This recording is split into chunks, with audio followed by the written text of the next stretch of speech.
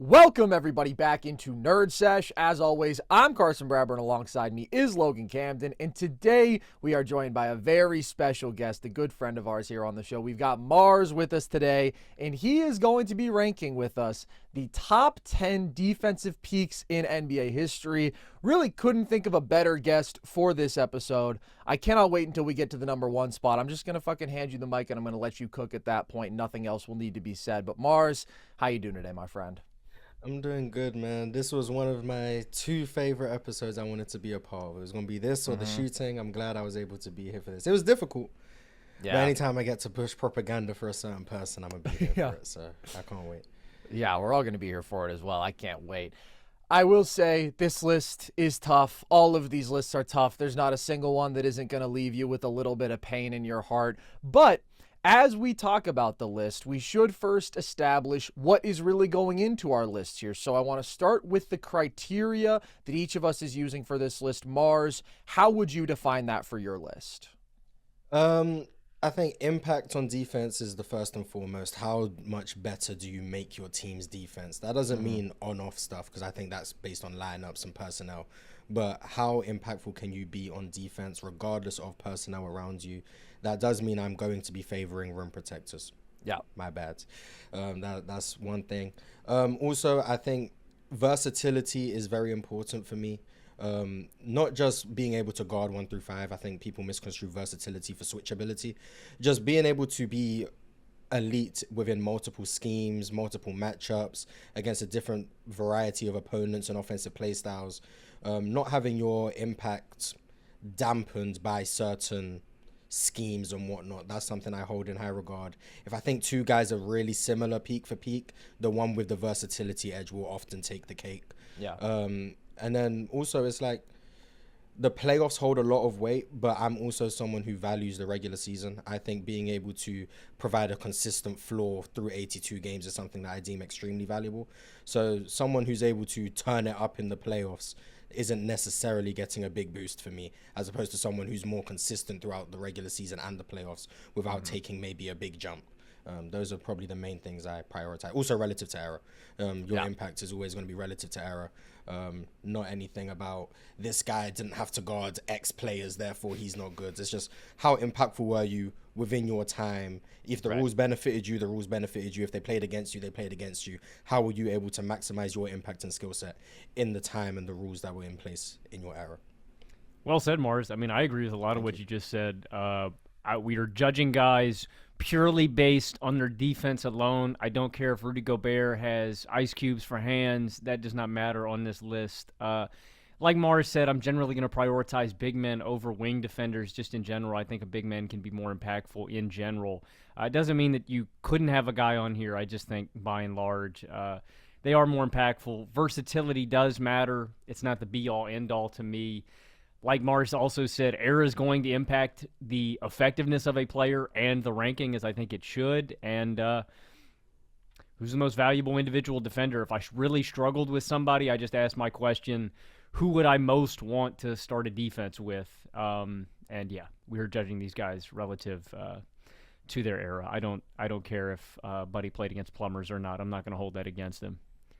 Well, I also think it's particularly important to talk about relativity to era with this list because there was a time in basketball history when elite rim protectors were disproportionately valuable. I'm sure this will come up again later in the episode, but in an era when rules were more slanted to the defense, when there was not a three-point line whatsoever, so there wasn't that sort of balancing that favored perimeter offense, and the priority for every team was, hey, let's see if we can get to and score at the basket. If you had one defensive player who could wall off that basket, that guy was going to be so extremely impactful that there's really no equivalent for that in modern NBA defense. But also, of course, there are shifting values in terms of modern defense where the premium on switchability, perimeter defenders can probably be more valuable today than ever before. So it is interesting to observe sort of how these ebbs and flows and changes era by era can make certain defensive archetypes more valuable at this moment, certain defensive players, period, most valuable at this moment.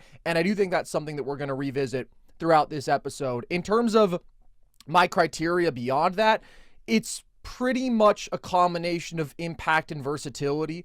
Like Marz said, I think the most important thing is sort of your baseline impact. How much better are you making your defense? But then I do think you have to consider what you were talking about, where there are certain players who their baseline impact and their preferred scheme can be extremely impactful. You think about like an older Brook Lopez as a pure drop defender, elite in that one way.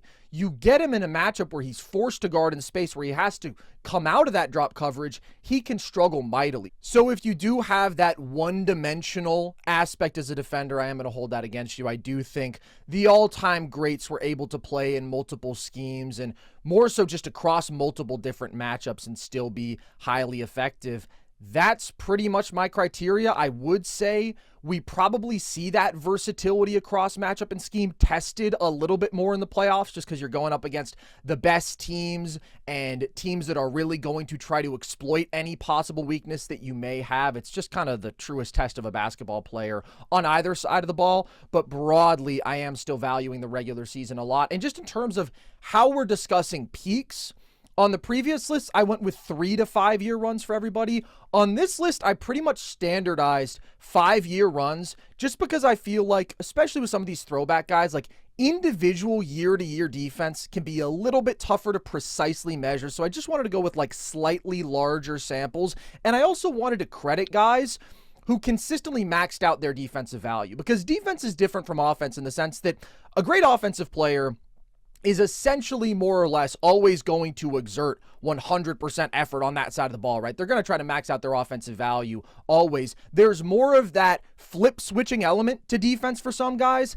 I'm not talking about your ability to shut down a specific possession or like a series of possessions. I'm talking about big picture, the defensive value that you're delivering. And that's where I wanted to reward the guys who were super consistent in that way year over year, even if we are still looking at them at their best, at their peaks. I just wanted to go with a little bit of a longer peak to give credit to the guys who really consistently kept up that level. So, with the criteria out there, we've got to spend some time on the honorable mentions. We always spend a lot of time on the honorable mentions. Marz, why don't you get us started? Who was your toughest cut? I ended up with 18 people I really considered. There was also wings I wanted to show love, but they was never going to make the list. But I'm going to start with, I don't know if he was my toughest cut, but he was someone who I definitely considered. And that was Wemby. Yeah, the Wemby I've seen the past 2 years. I mean, really from when he entered the league, but the last 2 seasons, I definitely think he's put himself in the all-time defender category as a rim protector, paint deterrence. The really thing holding me back is some of like just the fundamental stuff in terms of block chasing from time to time. He's not the best on the perimeter. It is quite scheme dependent on keeping him near the rim. But when you are able to keep him near the rim, the impact is undeniable. Also, we just haven't seen him in the playoffs when teams are going to try and scheme around his defensive strengths. So I considered him, but I never really was going to have him on the list. But I do think it's a testament to how good he already is that I even thought he might have a chance. Yeah, I really considered Wemby. He was like an extremely tough cut for me because the level that he's at this season, I think justifies him being on this list. I just think some of the fundamental stuff you're talking about, the discipline, the defensive IQ has gotten even better this year as he has these literal one-of-one physical tools. Like I think right now Wemby is up there for the most impactful rim deterrent and rim protector that we've seen this century, while he also brings like some sneaky dynamics of having pretty good hands. He's an elite defensive rebounder for sure. I would agree with you in terms of some of the issues when it comes to like switching and really guarding in space, but nevertheless, like his size, his length is so impactful that he still has an effect just in terms of altering the release and the comfort of perimeter shooters like when he is out in space. So overall, what Wemby is doing this season is absolutely incredible. And this comes back to the fundamental point of why rim protection is just the most valuable thing that you can do as a defensive player. When opposing offenses, even in today's NBA, the primary objective is get into the paint, score at the rim. Those are the most efficient shots on the basketball court. And when you have a guy like Wemby who holds opposing players like 12% below their typical field goal percentage at the rim and drops the frequency at which opponents even attempt shots at the rim significantly, we saw it against the Thunder, right? The formula for the Spurs beating the best team in the NBA has primarily been predicated upon having a guy like Wemby who is effectively guarding Shea and is effectively guarding that space, that most valuable space, the paint, for the entire game, because he can roam off of whoever, Caruso, and be in the paint as an extremely impactful deterrent every possession. That's just a really unique value that he has. Ultimately, it came down to him versus another guy who he has a lot of similarities with, who I ultimately think he is the next evolution of and will be better than. But when it comes to the total body of work at this point, I think Wemby is getting better year over year. I don't think he's been at that top 10 all-time level for all 3 years that he's been in the league. And like you said, Marz, even though I really think his playoff defense is going to be one of the most valuable traits in the NBA this season, like I think it's going to translate really well, we haven't seen it. And so ultimately I was like, I just barely have to leave him off. I think Wemby was probably my toughest cut, no bull. I mean, I Yeah, think I agree. Wemby's inevitably going to be a top 5 guy on this list if he continues the trajectory. He could just be number 1. I mean, there is stuff that you just kind of can't quantify with Wemby. Like when a guy, I know you're talking about it with the rim deterrence, and actually I say you can't quantify it. There are some numbers you can look into that'll give you the scoop on it. But like literally guys driving the lane and just going, actually, I'm not going to put this shot up because Wemby's got those fucking broomstick arms. Like, he's a one-of-one kind of freak, and I agree with you. Like, if someone wanted to already have him on here, I don't think I'd push back that much. Like, I would completely understand the argument with what he does for a team defense already, but he was number 11 for me. I just think there's a guy who maybe a little bit more, even more rigid than a guy like Wemby, even though he gets a little bit over-criticized. I just don't think, kind of like you guys are saying, I don't think we've seen him peak yet, and I do think there's a strength element with some of the other centers on my list that I do prefer, where I think Wemby isn't at his peak yet, but I wholeheartedly think Wemby's on the greatest defensive player of all time, potentially, kind of trajectory. I do think specifically this season, 2026 Wemby, if we were doing single season defensive peaks, I'd probably have him here just because like some of the stuff he's doing is so absurd. I think he has the biggest opponent field goal percentage differential that we have seen from a player defending as many shots per game as he is. Like he's holding opposing players overall. This is not just at the basket.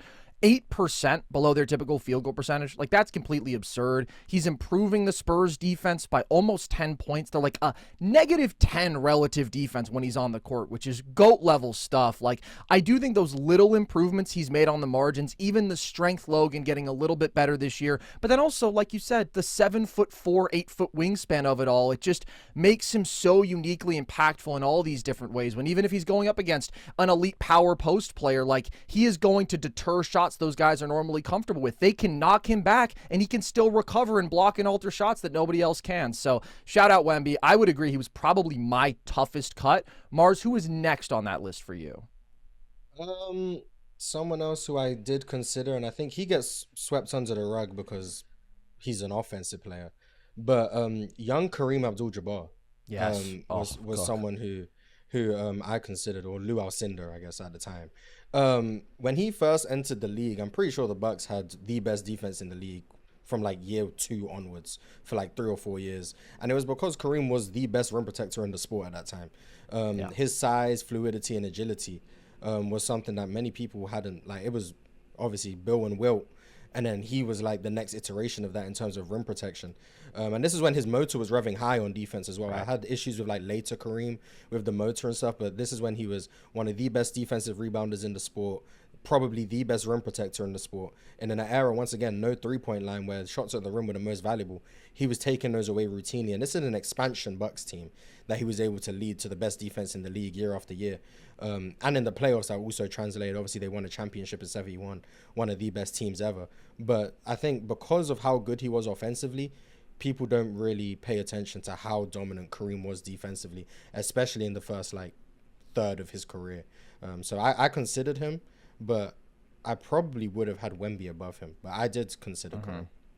Yeah, I completely agree. I think young Kareem is one of the most underrated defenders ever. I think it's because people think of the offense, and people also think of older Kareem, Lakers Kareem, at which point, like, he was still an above average defender because the tools were just so crazy, but the motor had just plummeted and like his transition defense was pretty bad. But when you're talking about his first handful of years in the league, I mean, he led 4 straight top 2 defenses, a couple of number 1 defenses, a completely dominant defense in the 71 season, as you're mentioning, when they win the title. Like, just when you were 7'2", with that sort of length, that sort of agility, and the effort that he did commit defensively at that point in his career, I mean, you just needed so little around him for him to anchor an absolutely elite sort of top of the league defense. Like, he is one of those guys. And I will say there's more of them in the 60s and 70s because of what we've talked about, the premium on scoring at the rim and offenses just being more limited overall. He's one of those guys who could just pretty much single-handedly shut down an opposing offense. So I think he's a very worthy shout. And we don't even have stats for the first few years of his career, but 1974, the first year that they do start tracking steals and blocks, he averaged 4.9 stocks a game, while he's this absolutely monstrous defensive rebounder too. I think Kareem is a really good shout, another one of my toughest cuts. I got no comment. Okay, we'll get back to that, I take it then. Okay, Logan, let me throw it back to you then. Who is your next tough cut? Wemby was by far my toughest cut. The next toughest cuts for me were really a lot of the guys in the same kind of archetype, these really great rim deterrents, no matter really what era. I would say Dwight was probably my next toughest cut. I think Dwight can kind of get underrated basically every year after his Orlando tenure, and he had all of these back injuries. Like, I think you can kind of just take for granted and forget what a force Dwight was. I mean, he was a top 3 player in the league for a few seasons, mostly due to his defense. He was the best rebounder in the league, an all-time shot blocker. And I think when you look at the personnel, Orlando's personnel around him kind of does him justice in terms of they were able to offensively slant the rest of the team because of how dominant he was on that end, giving him a bunch of shooters and offensive players. Now, obviously, that's interrelated with the fact that Dwight was a little bit more limited as an offensive player. You had to overcompensate for some of his shortcomings. He was basically just a rim runner and interior presence, but he didn't need a ton of help on that end, and we're talking about modern guys being a sort of one-man defense.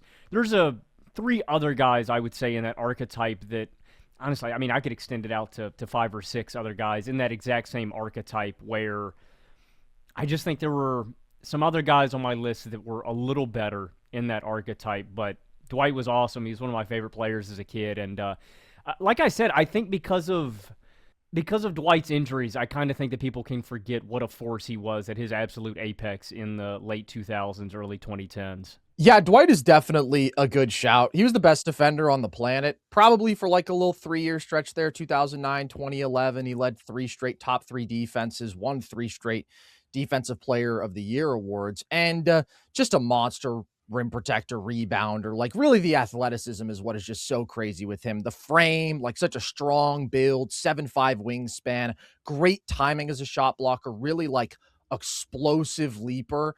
And he had the agility to cover ground as a helper and just block some shots that like really nobody else could at that time. Overall, I would say maybe some critiques about discipline and defensive IQ with Dwight keep him off this list. And it is interesting that, like, if you do look at some of the defensive impact numbers, just in terms of on-off swing on that side of the ball, Dwight never really has as pronounced an impact as some of the other great modern defenders. So certainly a worthy honorable mention, but ultimately somebody who I cut as well. The fouling issues threw me off a lot with Dwight. Yeah. And also, his blocks were so loud in terms of like spiking it into the stands and whatever. But there is something to be said about like actually keeping the ball when you block a shot. And also, the amount of goaltends he used to commit was like ridiculous. Like, we talk about block chasing. There was a lot of block chasing involved. So like it was hard. It was hard for me with Dwight because like the impact is like elite in terms of he was deterring shots because people knew what the consequences were if they went up around Dwight. But he also fouled a ton, committed a lot of defensive violations, and kind of lacked versatility in terms of the amount of ways he could be deployed defensively. So I didn't have him on my list, but I had to consider him just based on the impact, the rim protection. But there was just, I think, too many drawbacks for me to have him on the list. Agreed. So who's next for you, Marz, in terms of honorable mentions? Patrick Ewing was an amazing defender, especially before his knees kind of went out, like the late 80s, early 90s. Those Knicks teams are some of the best defenses of all time, like historically. Obviously, people remember like the series against the Bulls and stuff where they used to give the Bulls problems. But Patrick Ewing was someone who was both nimble on his feet and the best or second best rim protector in the sport. He was someone who, outside of maybe one other person, could anchor a defense better than anyone in the league in the late 80s, early 90s. In large part because of his rim protection, but also because his post defense in an era where post defense was extremely valuable was one of the best in the league. This is an era where the offense ran through bigs in the posts. So it's not like today where you can hide bigs and roam and protect the paint. Your matchup was important, being able to slow down other bigs. And Patrick Ewing was someone who could not only guard the post, but also make recovery plays at the rim, protect the rim in like action in terms of pick and roll, even if it wasn't run at high frequency, protect the rim. And his first instinct always being to protect the rim, which a lot of bigs had, but the effectiveness of not fouling to a high degree, constantly altering shots, constantly clearing glass, and then being someone who could defend in the post while leading some of the all-time great defenses historically. I think Patrick Ewing, I was about that close to having Patrick Ewing making my list. Ultimately, he didn't make it because there's only 10 spots. That's really the only reason he didn't make it. But he is a like all-time defender in my opinion. That's how I feel about so many of these guys. It's like there's not a big criticism. It's just the bar is so high to get on this list. But Ewing, I think, is just such an underrated player because people think of the playoff offensive issues. They think of him getting dogged by Hakeem. And also, they think of the Ewing theory, which is total bullshit. It's total nonsense. Patrick Ewing is one of the most impactful players. Look, throughout his career, like when you're talking about actual Patrick Ewing, not 1999, this guy came into the league 14 years ago. He's old as hell. I mean, throughout his career, 15 years, they won like 60% of their games with him and like 40% of their games without him. Like he was a hugely impactful player, mostly because of what he did defensively. And you mentioned, I mean, the agility peaking in the early 90s, specifically in the early mid 90s, like 92 to 95, when he got more defensive help around him. Like you said, some of the best defenses ever. The 94 Knicks are one of the absolute best relative defenses ever. He led 3 straight number 1 defenses in this era when you've got Hakeem and David Robinson and Dikembe and all of these elite defensive anchors around you. Ewing did have the most defensive help, but like he was the centerpiece of some really all-time great defenses. The rim protection value there was just so supreme, and even like solid hands, a guy who averaged a steal a game, and solid agility, like you said. I do think Patrick Ewing, just one of the most overshadowed players, and specifically defenders. He's 3 times all defense in his entire career. And like, that's just because of the era that he was in. So he's a very worthy shout as an HM. Logan, who you got? Dikembe's another guy that I omitted from my list. I think one of the greatest shot blockers of all time.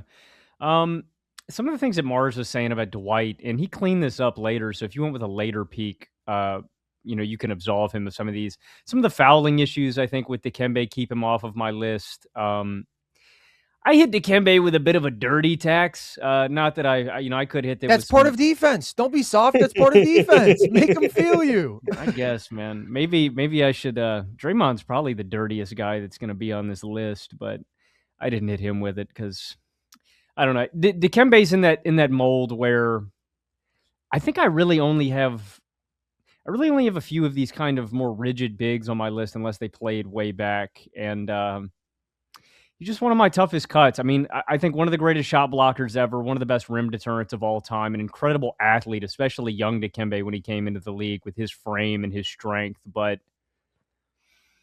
yeah, there's just a few other guys I prefer. I mean, a lot of guys in this archetype I had to omit, and unfortunately Dikembe is one of them. Dikembe was probably my number 11.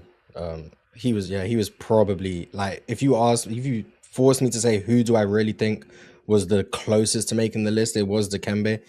Like he just blocked everything, like anything around, and he went to block everything. He contested every shot at the rim, and that's why guys like Ewing and Dikembe, they did foul, but they also contested every shot at the rim. So it's like you can kind of live with that.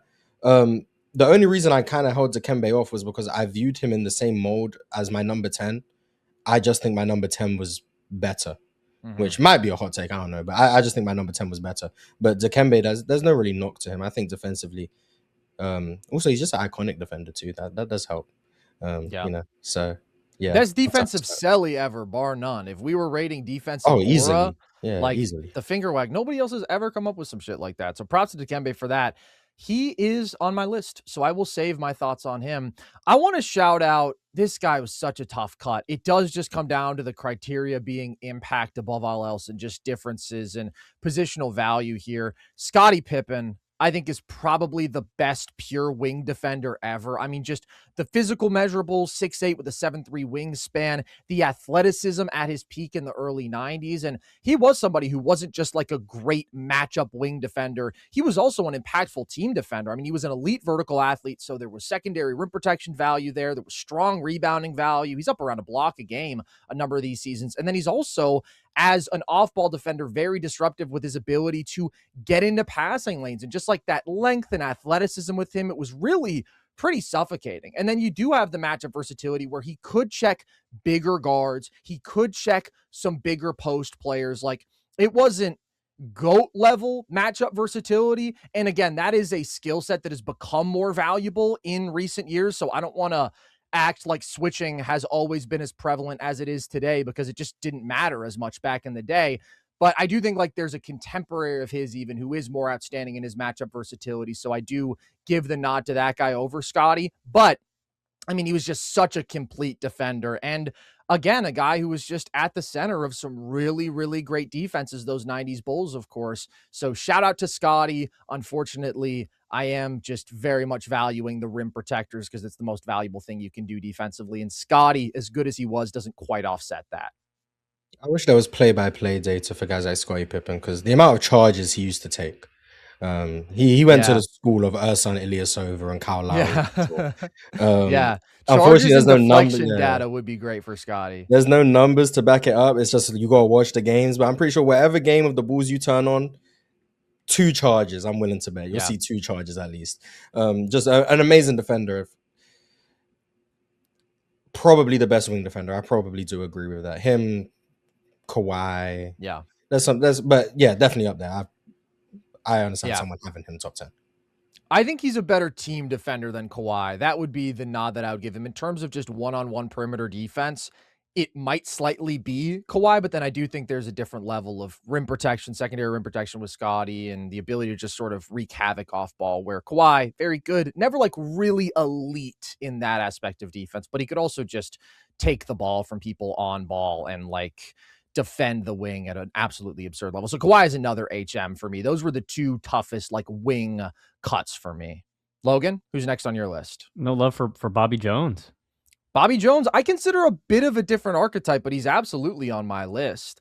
I mean, I consider him more of like a power forward than a wing, I would say. But yeah, man, I mean, they called him the Secretary of Defense for a reason. He was so valuable as a help defender. That's where I think, again, like that's his primary value compared to a Kawhi, where his primary value is as a one-on-one defender. Just like super high motor, super high IQ. And I think what he did for those Sixers teams and those Sixers defenses is criminally underrated. I mean, they 5 straight top 5 units. I believe he was by far the best defender on those teams. Shout out to Bobby. Ultimately, it's just, I've only got a couple of spots for like not true bigs on my list. I couldn't give one to Bobby. I feel like there are guys who were more freakishly versatile, who were even more impactful as team defenders. That's all it is. It's not really any knock on Bobby. No, I agree. He was the next guy that I had in that non-straight up big man kind of role after like guys like Scotty and Kawhi, and I feel like he deserved a mention. For sure. One of only 4 guys to have a 2 steal per game and 2 block per game season with Hakeem David Robinson, and shout out Gerald Crash Wallace, who is not going to get an HM here, but he was the best defender on a number 1 defense, and he was absolutely sick. So everybody go enjoy a little Crash Wallace after this. But yeah, it's a pretty cool club. I don't have that. AK-47, I think. I think you're right. I was going to ask about him. Yeah. I think it's those 5. I don't have that many other guys. This one wasn't as tough of a cut as some of these other guys that we're mentioning.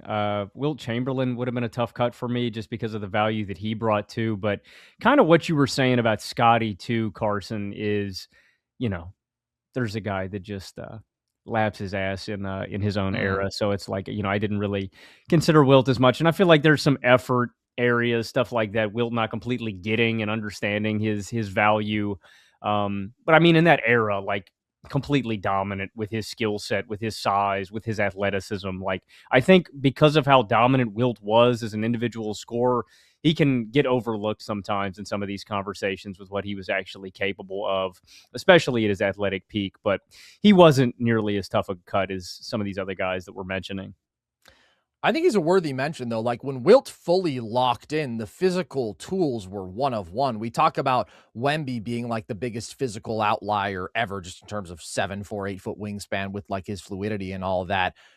Wilt Chamberlain, when you're talking about a guy with that sort of size and length and athleticism and strength at that time, it's ridiculous. I think if you look at his Sixers years, like specifically that 3-year run, 1966 to 1968, he's anchoring elite defenses every one of those seasons. Like he is a monstrous rim protector. He is the GOAT defensive rebounder. It's either him or Bill Russell. Like those are the top two. So even though I think there's a lot of criticisms of Wilt defensively in terms of some of this stuff, when it does come to motor, certainly when it comes to defensive IQ, like he was really the anti-Bill Russell, just in terms of how he approached defense, where he loved the stats, he loved the flash, he wanted to make the big plays, he wasn't going to get out and guard in space. And by that, I mean, like 12, 15 feet away from the basket like Bill Russell would. Like he just wasn't nearly as impactful because he wasn't as versatile or smart or committed a defender as Russell. Nevertheless, when he cared about defense, as he did with the Sixers and into the Lakers years,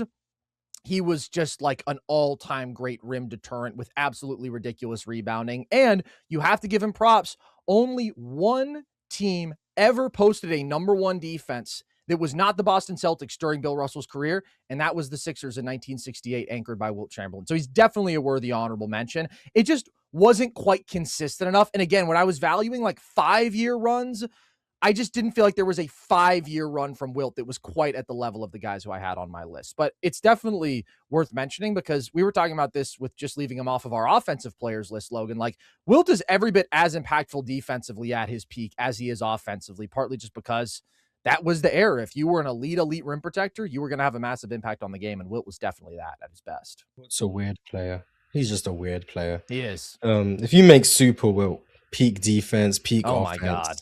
yeah, I think you've got like the best player ever. It's just things didn't want to overlap for whatever reason. I kind of just made it audible on my list, but Wilt was like towards the bottom of it. But I do agree with the flaws you guys laid out.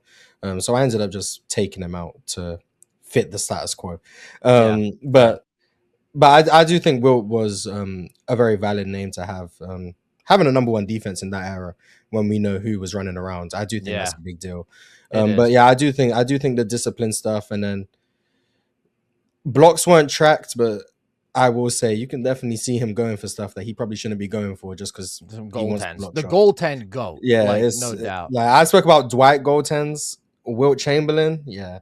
So there's some noise with Wilt. So factoring that in, I'll have him right next to Dikembe as my toughest cuts. And maybe the one guy who you could say you wish fouled more, because sometimes the lack of fouls with him was due to a lack of defensive effort and like famously literally never wanting to foul out of a game. Like you said it, dude, he is just such a weird player. He is like this mythological concoction of like all-time ability and weird mentality, but I do still think he peaked very high defensively, just not quite high enough. I've got another rim protector of a slightly later era, 70s guy. I feel like he's going to be on one of your lists. Bill Walton. Any love to Bill Walton on the lists? No, I considered him, but his peak is like a year and a half. Well, that's the hard part. Yeah, it was like I didn't have like a set criteria of how long I wanted the peak to be. Mm-hmm. A year and a half just didn't feel like enough of a peak. It's why Wemby kind of didn't make it. So, but I love Bill Walton. I'm always here for Bill Walton praise. I'm always going to be here for that. So. Yeah, just another guy who like the two-way peak is so monstrously high. We've talked about his offense before, but he was a more valuable defensive player than an offensive player. And like in that 2-year stretch, 77, 78, I do think that he was the best defender in basketball. I think like the measurables, just monstrous length and great instincts and just constantly active as interior defender, like really, really engaged in that team context.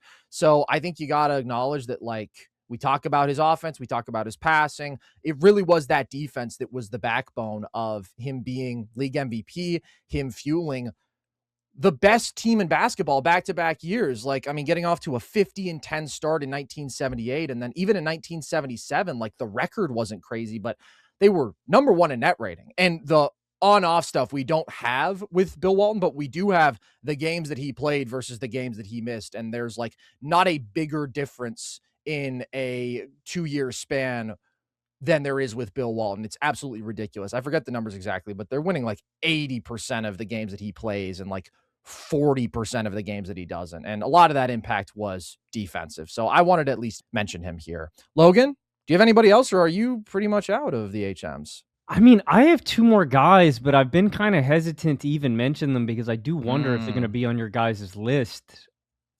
I guess I'll let one. He is also a throwback big. Nate Thurmond, I think, is deserving of an honorable mention here. And okay, maybe we'll save this one. Yeah, we can save Nate Thurmond talk if you want. I mean, just if you want. He may come up. He's an honorable mention for me too. We're on the same page. He's an honorable mention. All right, very fair. Marz, who else? You said you have 18 guys. Who have we not knocked off yet? Well, we've got through most of them. Dikembe, Ewing, Dwight, Wemby, Wilt, Thurmond, Kareem. The last one I had was Alonzo Mourning. Just another one of the great defenders of the 90s. Always for his size, that he was the smallest of like the 90s bigs, and his post defense and rim protection, it was amazing. Especially like before he got sick. One of the best defenders in the sport. I know that he in the late 90s were the best defense in the league. 97, I know for a fact they were the best defense in the league. Spearheaded by guys like Alonzo Mourning. Just once again, the impact that he had just as a pure rim protector who could also match up with his strength. I don't know. There's not many bigs who are stronger than Alonzo Mourning. No. Obviously, Shaq was running around, but like there's not many who you would say was stronger than Alonzo Mourning. And that was just a huge and him being smaller, his low center of gravity, his ability to push people off spots, make them uncomfortable with his discipline, and then his rim protection, his vertical presence was just huge. It's just once again, there's just guys who I think were probably more fundamentally sound and more potent as rim protectors with probably better versatility. But Alonzo Mourning was my last honorable mention. Somebody who just like played so much bigger than his size because he was so strong and his length was absurd. He had like a 7'6" or 7'7" wingspan, like one of the most disproportionately long players ever. So yeah, an all-time great rim protector, and like all the impact stuff with him is ridiculous. He goes to Miami. They were the number 18 defense the year before he joined, and he immediately makes them the number 6 defense. And then like they're an elite defense every year that he's there, pretty much. Zoe is absolutely a great shout. I will say, again, the bar is just so high here. I would hold, I guess, a lack of versatility against him, but it's more so just like the ridiculous heights that the guys other than him reached on this list. Other than him, he was definitely one of my toughest cuts. I have one guy who I just am like almost certain is going to be on probably both of your guys' lists, so I don't want to bring him up yet. Anthony Davis is the last fellow other than that guy. I think just in terms of the skill set, like one of the most gifted defensive talents ever. The combination of switchability, the ability to guard in space, the ability to play every different scheme. I really do think the 2023 playoffs from Anthony Davis, that Western Conference Finals run, and it gets overshadowed because then Jokic and the Nuggets went through him, but Jokic went through Bam Adebayo and Rudy Gobert and everybody under the sun in that run like he was just on an absurd level.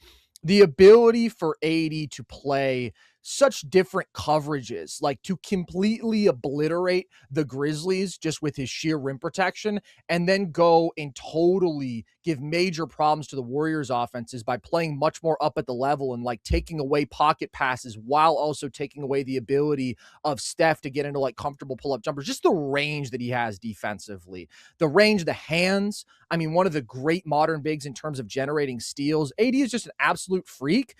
It just is not quite consistent enough. Like he's one of those guys who I feel like really can flip a switch, but I want somebody who is going to give me that value for 82 regular season games and then in the playoffs. And I feel like too often with AD, and this is especially true with the Lakers years, I think he was a better regular season defender with the Pelicans probably, but still like outside of that 2020 season with the Lakers, never really anchored like elite defenses. And so just with this crazy high bar, I feel like there are guys who are more impactful purely as rim protectors, and that ends up outweighing the value of AD's versatility over an entire season. However, if you're telling me I can get 2020 or 2023 AD like for a playoff series, he'd be pretty high on my list. I had Anthony Davis. So okay. All right, we'll save that. I had Anthony Davis. Are there any other honorable mentions then that anybody wants to shout out, or should we get in to the list itself? All right, Marz, unless you've got anything, you can give us your 10 spot. Okay, so my number 10, this was the guy who I said was kind of the mold of Dikembe. I just favored him. He's a 4-time DPOY. I have Rudy Gobert. Rudy Gobert is my number 10. I think he gets slandered. I'm not calling it slander. He gets slandered. And I think he's undeniably one of the most impactful defenders of the 21st century. I'm yet to see someone more fundamentally sound in drop coverage in my life. I think he's the best drop defender of all time. His ability to keep ball handlers in front, take away lobs, protect the rim is second to none. His block numbers have gone down as years have gone on, but I would argue he's got better on defense as years have gone on. His deterrence, his ability to stop people from just wanting to take shots. Everyone says in interviews they're not scared of Rudy Gobert, but yet teams shoot way less at the rim when Rudy Gobert's on the court. So someone's lying. I don't know who, but someone's lying. And then also the myth that he can't step out in space and guards has been dead for so long. And that's why I put Rudy Gobert's peak down as 21 to 24. On defense. The early Jazz years, I do buy into he wasn't great on the outside, and I do think that's what held him back despite the monstrous impact regular season numbers. I think 21 to 24 is when Rudy Gobert really became the fully established version of himself defensively, where he could switch, he could play drop, he added multiple pick and roll coverages to his game while being a devastating roamer. I'm one of the best defensive rebounders in the league. I value defensive rebounding in defense. I'm sure you guys do as well. For sure. So all of that in combination, I had to have Rudy Gobert on the list. And since we don't have to worry about offense, I don't need to hear about how going 5 out and going small is the counter to Rudy's defense, because the reason he couldn't counter that was because his offense sucks. And that doesn't matter for this conversation. So Rudy Gobert is one of the most impactful defenders, and I had to have him at number 10, just off that sheer impact regular season over to playoffs. The 24 Timberwolves, I remember in the playoffs, people were asking if that's the best defense in the last 20 years. I vividly remember those conversations, and then Luka came along and did what he did. So everyone acted like that didn't happen. But I vividly remember that's how people were talking, how they slowed down. I was like, I think this is the best defense since the 08 Celtics. And then luckily, I got to run it back a year later and say, hey, the Thunder are the best defense since the 04 Pistons. And now you can just say the Thunder are the best defense since the 60 Celtics. And it's true. And I have no qualms about that. But yeah, I mean, that 24 Timberwolves defense, what they did to those Nuggets, you got to remember that offense coming off of one of the greatest offensive postseason runs ever the year before. Jokic coming off of, I think, the greatest individual offensive postseason run we've ever seen. Timberwolves gave them major problems. So once you've given Rudy legit point of attack defense and just like good defensive personnel around him, he's anchored some of the best playoff defenses that we've seen. I do think that criticism of him is pretty much unfounded, because it's what you said, Marz. Like, okay, if you go 5 out against any great rim protector, yes, they are going to be less impactful because they don't have the ability to roam. Guarding the paint isn't as essential when there are 5 dudes on the floor who can shoot 40% from 3. But the reason that teams were able to do that is because Gobert could not punish them offensively because of his limitations there, right? He couldn't obviously attack mismatches out of the post. He wasn't even punishing enough on the offensive glass, what have you. And so that's why teams were able to get to that look. And then also, I mean, the point of attack defense he had in the Utah years around him was abominable, like truly, truly such leaky point of attack defense. So many of those possessions, it's like immediate dribble penetration. And then Rudy can step up and he can still deter a shot at the basket. But what does it matter if now, since they're playing 5 out, I mean, you can find somebody open on the wing? That's all set into motion by the fact that his teammates can't guard whatsoever. I think this guy's clearly one of the most impactful defenders of the century, one of the most impactful rim protectors ever. And so I have him in my 10 spot as well. Like, if you just look at the rim protection metrics, like you're saying, the notion that people aren't scared of Rudy Gobert, then why is he the most impactful deterrent, like before Wemby, of the last 15 plus years? Like, there's just so clearly this overwhelming combination of size, length, and then the IQ and the discipline. Like you said, just positionally and technically as a rim protector, so completely sound, so smart defensively. I did go with 2018 to 2022 as his peak years. And the reason for that is just, it was tough, because I agree, like, I do think he's become a slightly more complete defender in his later years, a little bit stronger too. And I wanted to get that 2024 season in there because that was such a masterpiece. But then I was like, I think 2023 was Gobert's worst defensive season, like since he generally peaked. So I was like, just give me 2018 to 2022 when like every single year, even with subpar defensive supporting cast, he's making Utah top 3 defense. He's swinging their defensive rating by like more than 5 points when he's on the court compared to off. And he's got them as like a -5 relative defense. And in this stretch, held opposing players 12% below their typical field goal percentage at the rim. Over a 5-year sample at massive volume, it's ridiculous. And he's holding opposing teams' rim frequency 4% below what it usually is, which is a massive, massive number, like absolutely huge. So I just think he has to be here. I think he is so overly criticized. If you want to get on his offense, absolutely, I'll be with you. His defense, though, people have this notion of like, oh, but he's not an elite post defender. He is an elite post defender. He's not an all-time great post defender, but the knocks of him like not being able to meaningfully slow down Jokic, nobody has been able to do that as a one-on-one post defender. What Gobert has been able to do as a roamer, as a team defender on Jokic specifically, has still presented like the second best defensive formula that we've seen against him, only surpassed by this Thunder team that is loaded with insane defensive talent all around, whereas the Minnesota formula is more specifically about Gobert. I just think it comes down to people overvaluing at times one-on-one defense and then not even appreciating what Gobert is as a one-on-one defender, out of the post and in space. I mean, a couple years in the peak I went with, he's a 90th percentile plus isolation defender. Specifically at this more modern iteration of Gobert, we saw him last year shut down the Lakers by switching and giving serious trouble to Luka Doncic and Austin Reeves. Like we saw that in a playoff series, and LeBron James, those guys consistently settling against him. I will defend Gobert's defense adamantly. Logan, is he on your list?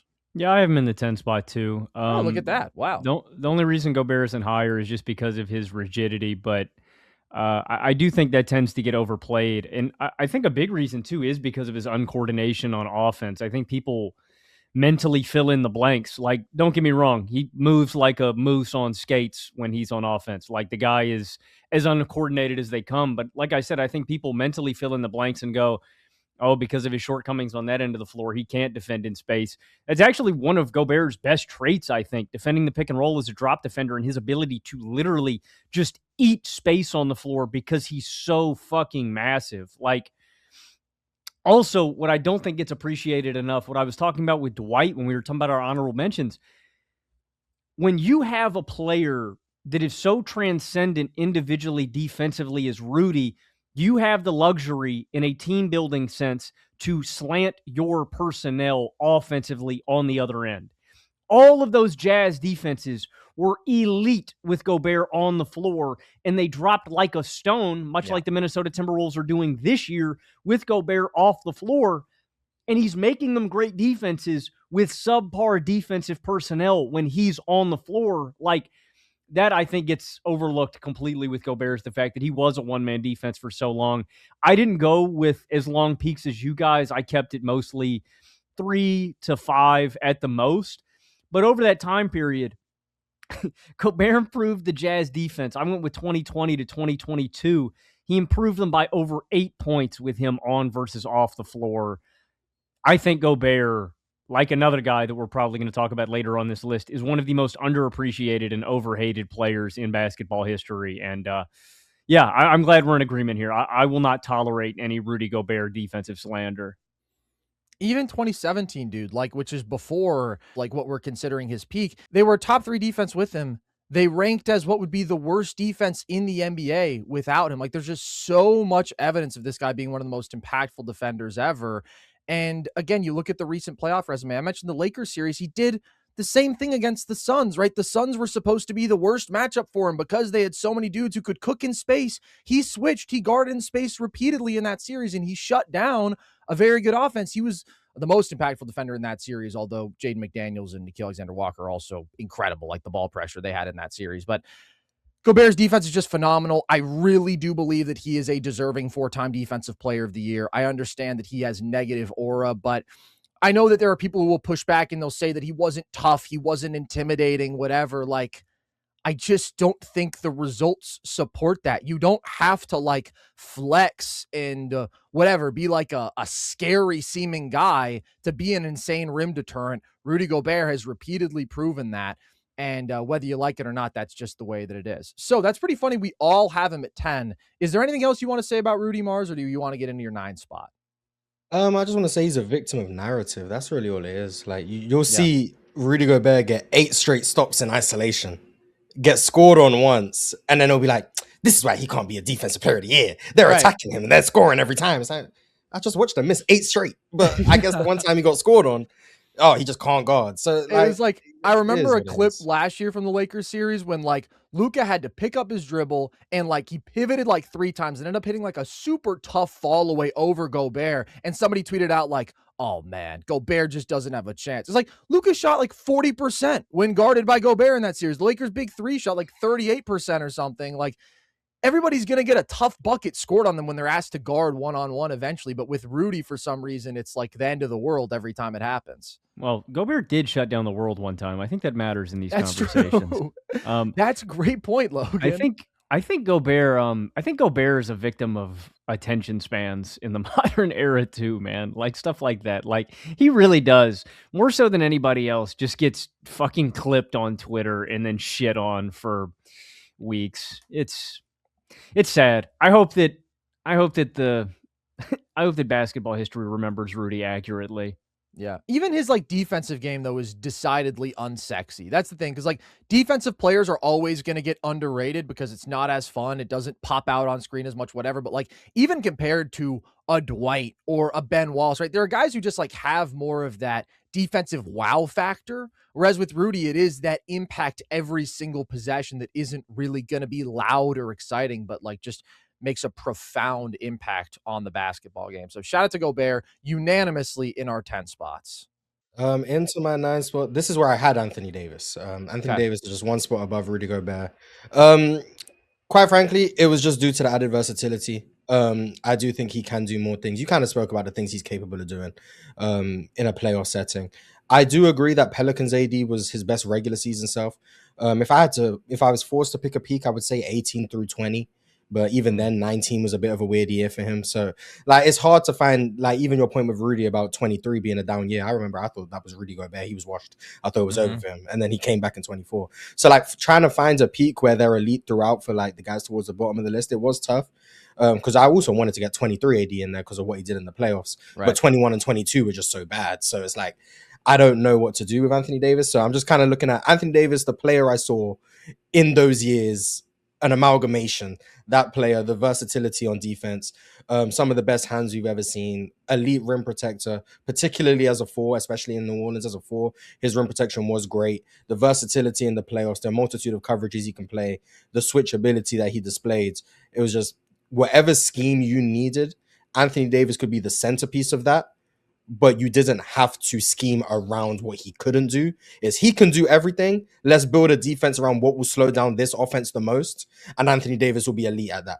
And that's why I favored him over Rudy. Rudy's a bit more one-dimensional in terms of he's most effective in drop. And in drop, you're not going to find anyone better. Anthony Davis doesn't have that singular trait where in this coverage, Anthony Davis is the best ever. But he can change series in a multitude of different ways. And that's why I slightly favored over Rudy Gobert. So that's why I had him at 9. Yeah, he's way more impervious to different star matchups and, like you said, coverages. And I think at their peak, and when I say peak, I mean this like literally individually skill set wise, like for a game, no doubt. Like I think Anthony Davis is a better defender. My only hang up with AD is really 2 things, and it's the injuries and like the consistency of it. I completely agree. AD is one of the greatest like disruptors and just chaos creators on defense. He can blow whatever you're running up against him. It's just, yeah, the injury hangups for me and the actual continuity and consistency of it all coming together. I think AD's a good honorable mention. I just don't think it was sustained for a connected period for long enough for me to get AD on this list. But I think it's a very good shout, and I understand you having him on here. I think the skill set warrants him being on here. Yeah, the skill set is phenomenal. I agree with so much of what you guys both just said. Like if I'm picking the top 10 defenders I want for a game, a playoff game, I think Anthony Davis is on that list. When I think about impact over a season or a 5-season run, I just couldn't quite get him on here because the consistency isn't quite at that level. And part of it is motor stuff. Like AD's transition defense, especially in the Lakers years, like just like super bad. And like in a way that was legitimately costly, right? 2023, again, those first two defensive rounds, absolute masterclasses. And then you get to the Western Conference Finals, it's like Jokic is busting his ass down court and like getting cross matches that like AD just shouldn't be allowing the other team to get that sort of easy offense. And transition defense with a big man, like it's always pretty much going to be about effort, just like, are you getting back? And I think that can be a subtle aspect that maybe doesn't get discussed enough. AD is one of the few guys who I think kind of stands out there in a bad way. And again, just like never really having that ability to carry a defense like a Rudy could. Now, Rudy's just on a different level as a pure insane rim protector drop defender. AD is still very good there. And like you said, Marz, he's more schematically versatile. I am just a bit more compelled by Rudy having these years where, again, he's carrying these teams to top 3 defenses that like fall apart without him. Whereas like AD, even at his best regular season years with the Pelicans, like a slightly above average defense when he's on the court. And like he's making a pronounced impact, but just not at that same level. I could definitely see the argument for getting him on here, but considering my criteria, I ended up just having to leave him off for guys who I felt like were more consistently highly impactful. I'll get into my number 9 spot. This is one of the most interesting defenders on my list. And this is the guy who I would say is the most impactful defensive player ever, without being a very good rim protector. There's one other guy on my list who is not primarily a rim protector, but was nevertheless like very, very effective at doing that when asked to. One of the best rim protectors for his size, the best rim protector for his size in NBA history. I have Dennis Rodman, though, in my 9 spot.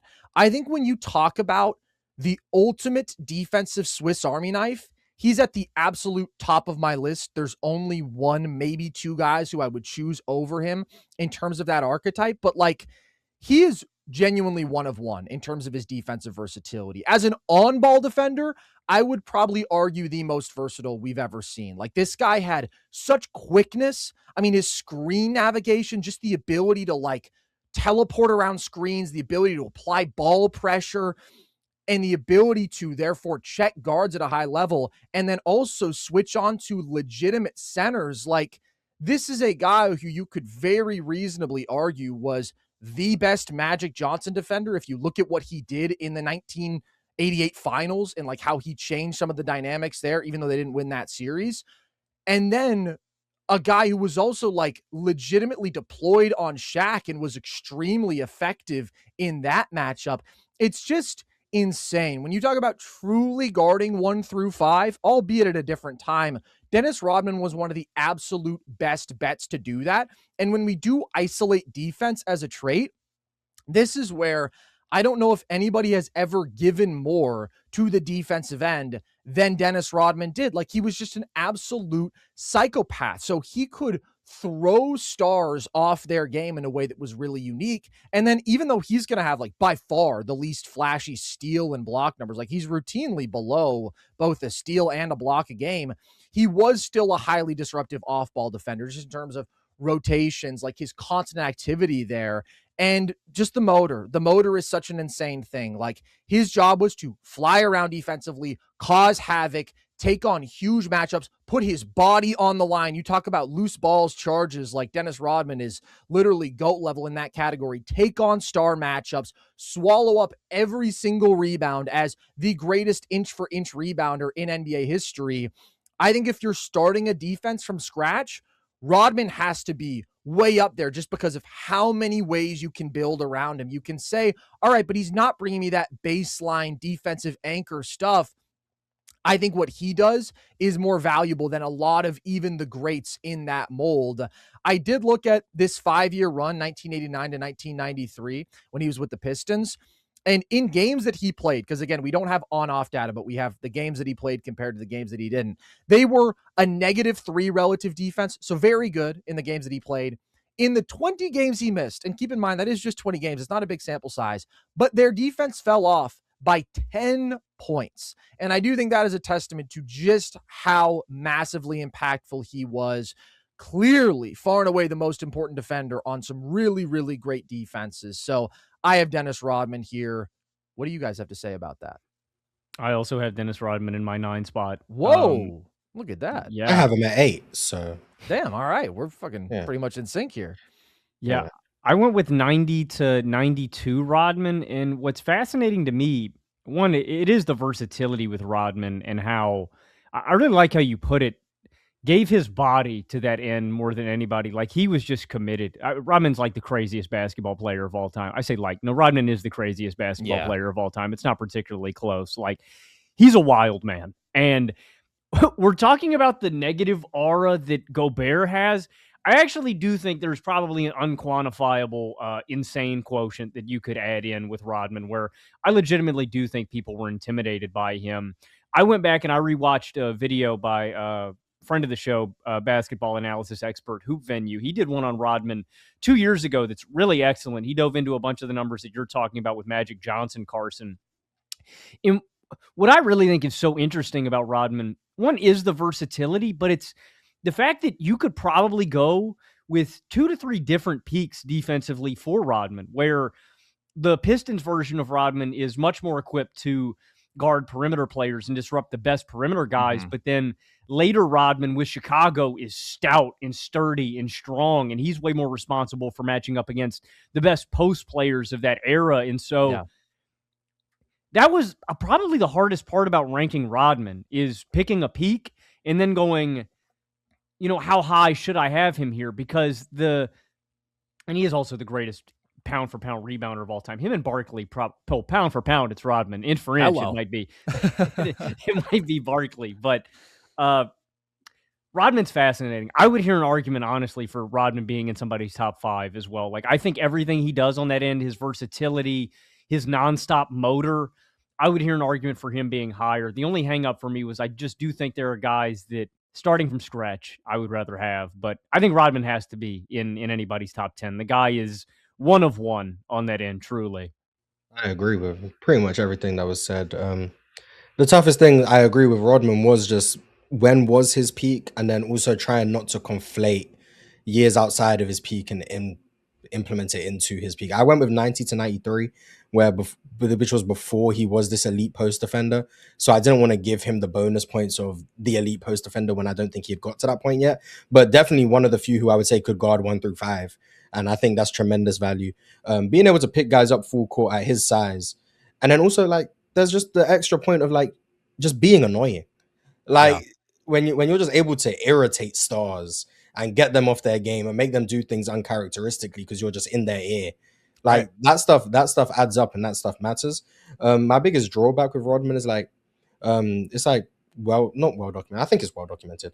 Like that series when he was on the Spurs against the Rockets and he kind of just ignored the game plan because he didn't agree with it. And then Hakeem goes on and goes crazy. So like, that's not part of the peak years. But I do think like there's a drawback to the craziness where sometimes it can go too far the other way and you're hurting your team. But then more often than not, Dennis Rodman turned that into something positive. One of the best rebounders in the league at the time, especially the best rebounder in the league at the time. Arguably the best defensive rebounder in the league at the time as well. And then the switchability, versatility.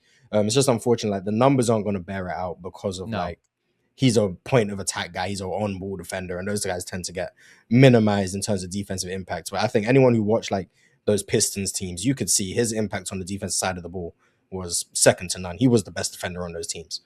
Absolutely ridiculous. And I don't want to like mix different eras of Rodman defense because when you do talk about him peaking as a perimeter defender in the Detroit years, and then it's really like in Chicago when it's like, hey, we're going to deploy this guy on Shaq. And like, he's very effective in this matchup. Like he definitely did add strength that made him more equipped to guard the post when he was in Chicago. But even in Detroit, still the ability to guard up, I mean, just absolutely insane. Even before he really added that strength, I mean, there was still a level of physicality and motor with this guy. He just never stopped. And like you said, Marz, like that wears on people. If I've got to pick everybody to force an opposing star into an off night, like Dennis Rodman is probably my top pick in NBA history because of how disruptive he is on ball and because of how many different matchups he can take on in that aspect. And probably somebody who does become more valuable in a playoff setting when it does become about like what sort of buttons can we push. There were just so many different buttons that you could push with Dennis Rodman. So I'm very glad to see that we all have him here. And honestly, Very similar starts to the list. So the hive mind is alive and well here. That's good to see. Logan, you had Rodman in your 9 spot. So who's in your 8 spot?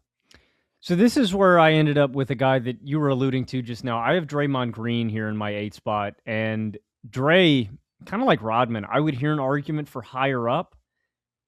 Those are the only 2 non-5s that I have on my list, though. And this is where, when I was comparing Rodman with Draymond, actually, what Marz was saying about Wilt, if I could have this Voltron of Rodman from the 90s Pistons and then the late version of Rodman with the 90s Bulls, and if I could merge them together, I think that would probably be much higher on the list. But with Draymond, I actually feel like I'm getting that complete perimeter and post value together all at once. And Dre is so unique because I feel like 90% of his value, there are some athletic traits that Dre has that I think get underrated, right? His agility, his strength, and his strength will get underrated just because guys that are built like Draymond that know how to use that weight are actually kind of harder to move because they have a lower center of gravity. Like, that's why big men really struggle with that switch on the block. But 90 to 95% of Dre's value, I feel like, is just coming from his brain,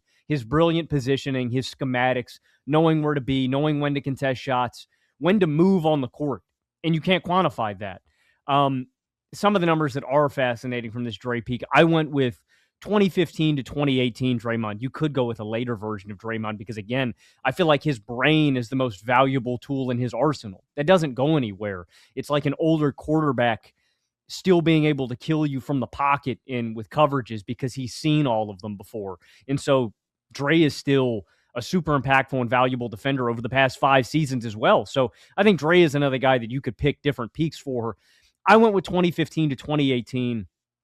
They had a number 1 defense. They also had another top 3 and top 5 defense. My favorite number, though, is the fact that he improved that defense by 6 points with him on versus off the court, which is staggering. They had a 102.3 defensive rating with Draymond on the court over those years, which is a unfathomable number. That's a mid-2000s kind of defensive number.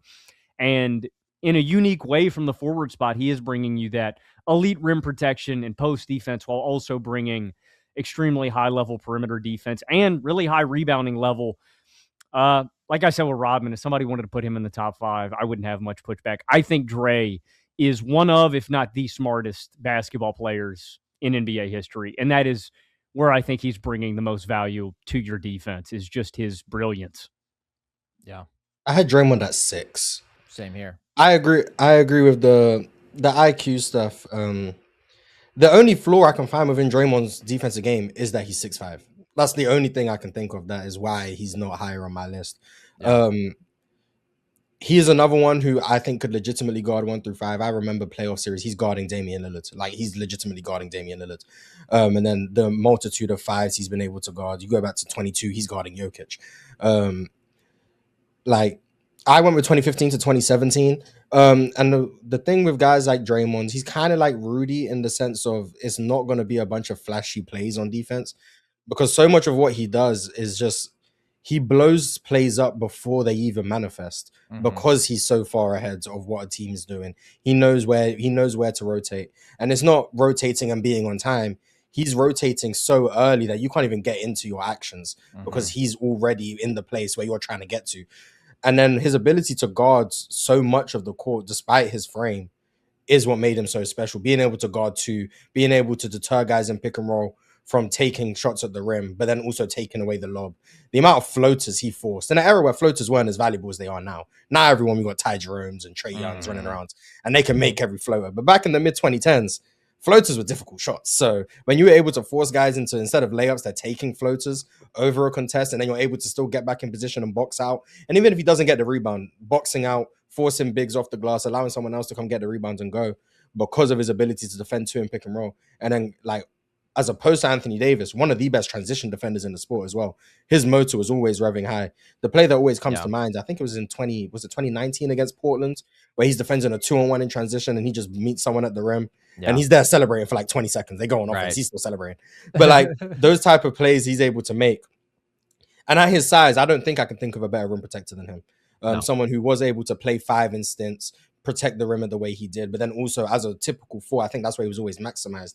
When he was next to another big like a Boga who could also protect the rim, you now have two monstrous rim protectors, and then Draymond who being able to keep guys out of action. Bogut wasn't the greatest in space. So anytime they tried to bring Bogut's man into the action, Draymond can pre-switch that. Now he's defending the ball in a pick and roll while you have Bogut backline. There was just nothing you could really do. And like even like the 2015 finals, like Iguodala gets a lot of credit for that series. But if you go rewatch that, Draymond is stopping LeBron from getting anywhere. Like even on the ball, he's guarding him well, going under the screens, contesting late on threes. But then every time Bron's trying to set up a drive, it's always Draymond in the gaps, just saying, hey, you are not coming this way. You got to go somewhere else. You got to shoot over the top. And like him just being everywhere, involved in every play is something that I don't think can be measured, but just one of the most impactful defenders of his generation and of all time. So he's my number 6. 100%. I mean, if we are going Mount Rushmore of defensive IQ, there's no question that Draymond Green is on that list. If we're going Mount Rushmore of defensive versatility, there's no question that Draymond Green is on that list, and he very well may be the choice. So, like you, Marz, I have him in my 6th spot. Like, I do feel strongly that he is the best defender of the last 15 years. Shout out to Gobert in terms of regular season impact. Sure, he's got it. And as much as I will defend Gobert's playoff defense too and say it's way overly criticized, the versatility, the ability to be so elite regardless of matchup with Draymond is just absolutely absurd. I think you guys touched on so much of it, but as much as we can talk about the ability to guard 1 through 5 with him, which he absolutely does have. I mean, when you're talking about his peak years, I went with 2015 to 2019. So we're all in the same range, just with like slightly different durations. But he's always been like a legitimately very good perimeter defender, right? Quick, really good hands. He can switch on to guards. He can take those on as primary matchups at times at this point when he was his most athletic. But then also, the strength, the physicality, the length, just that psycho factor to like guard the post at a high level. There was not a matchup in which Draymond Green was not comfortable as an on-ball defender. But what's different between him and a Rodman is his superpower is his off-ball defense. It's his team defense. So he's 90% of Rodman as an on-ball defender, but then just on another level as a team defender, even if I think Rodman is underrated there, especially this Draymond.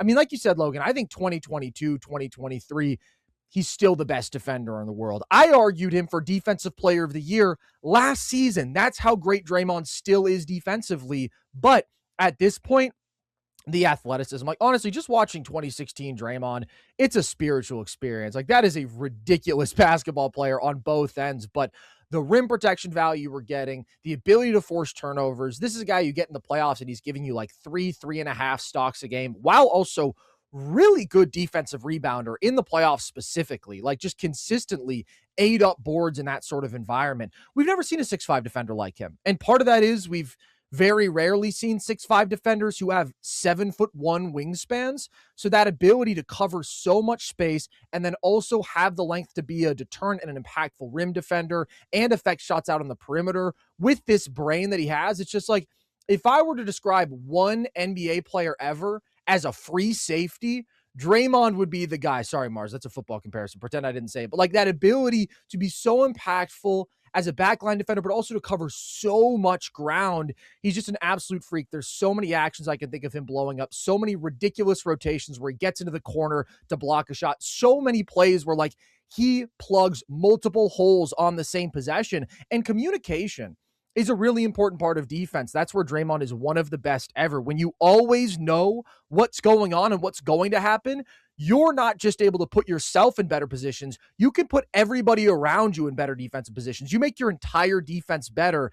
That's what Draymond did all the while. Like, just in terms of the interior defense, he's holding opposing players like more than 8% below their typical field goal percentage at the rim at significant volume. That's a number that is on par with like Anthony Davis. That's like Draymond's interior defense. And that is just one part of this crazy holistic picture of what makes him such an incredible, incredible defensive player. So over these years, I mean, The Warriors have a -5 relative defense when he's on the floor. Like, they were really, really elite defenses. Always the most underrated part of their dynasty is the defenses, what Draymond did for the defenses, and also, as a bonus point, what Draymond allowed them to do offensively. We talk about the death lineup and the Hamptons 5, like being the greatest lineups in NBA history. You cannot play those lineups if you do not have a Draymond Green who can anchor those lineups so effectively defensively at the center spot. Just an absolute freak. I will always go to bat for him as a player. As a guy, he freaks me out. He freaks me out, and he's lost me there. Like, he's definitely gone off the deep end. I don't think he's as crazy as Rodman, but he is a psycho. On the court, he's pretty much there. Scary is a good word for it, though, man. Like, actually, I have a better word.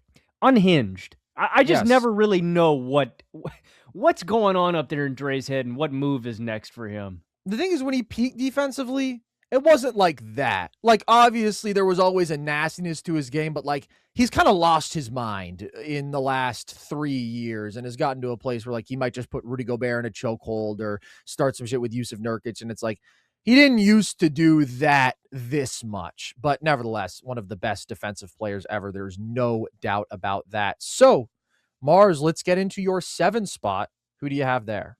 At 7, I went with Ben Wallace. He was sandwiched in between Draymond and Dennis Rodman, a very interesting trio. Psychos. He hit the aesthetic, when you're wearing headbands on your arms because you're that swole. But like similar to Alonzo Mourning, just him being an undersized big, but being so unfathomably strong to the point where you could guard. He was guarding Shaq one-on-one. Now, was he stopping Shaq? No. But the fact that you felt confident enough to not have to be in rotation every play by sending doubles because he can make life difficult for the premier matchup in the league while being probably the best rim protector in the league. If not one, he's number 2. While being someone who had elite hands, ability to get multiple deflections. He's picking people's pockets one-on-one on the perimeter. Like, he was so intimidating as a defender is the right word. It was like, you can't press him at the rim. You can't go one-on-one with him in the post.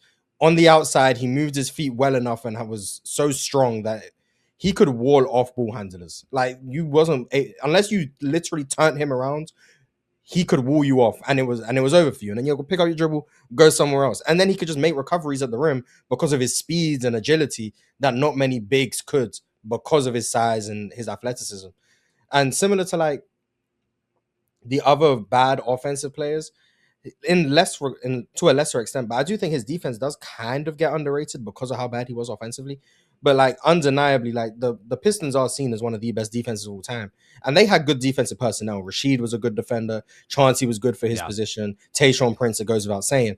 But Ben Wallace was the reason they were able to be that good defensively. Like there was nothing he couldn't do defensively in an era once again where guarding the post was important, and he could guard the post as good as anyone. It was like, I don't know what the drawback with Ben Wallace was defensively. The only reason I don't have him higher is quite simply these guys were bigger than him. Like, that's really it. These guys were bigger than him. So similar to Draymond, I just favor Draymond because like the IQ stuff was just through the roof with him and the plays he could make. But Ben Wallace I don't really have a flaw with Ben Wallace's defensive game. Yeah, I've got Ben Wallace one spot ahead of Draymond in my 7 spot, so we're making good headway. Ben is such an awesome story just because he was undrafted out of Virginia Union. He is the only basketball player I have ever heard come out of that tiny school, man. Like that is I live like 10 minutes away from VUU. It is address. Your address? I don't know about all that. Okay. It's like scared. It's like 2 blocks. That school is not that big. It is. It's really tiny, and Ben is tenacious as they come. The strength really is where you have to start with him. Everybody talks about how he's one of the strongest players in NBA history. And for him too, even though he is undersized, a component of what I was talking about with Draymond comes into play where he could just wall guys up because he's got a slightly lower center of gravity. Like he is strong as an ox, but you just couldn't move him off of his spots. And I went with him over Dre just because I think he's a better rim protector and a little bit more of a defensive playmaker, but kind of like you're saying, Marz, if someone wanted to make the IQ point, I would hear that as well.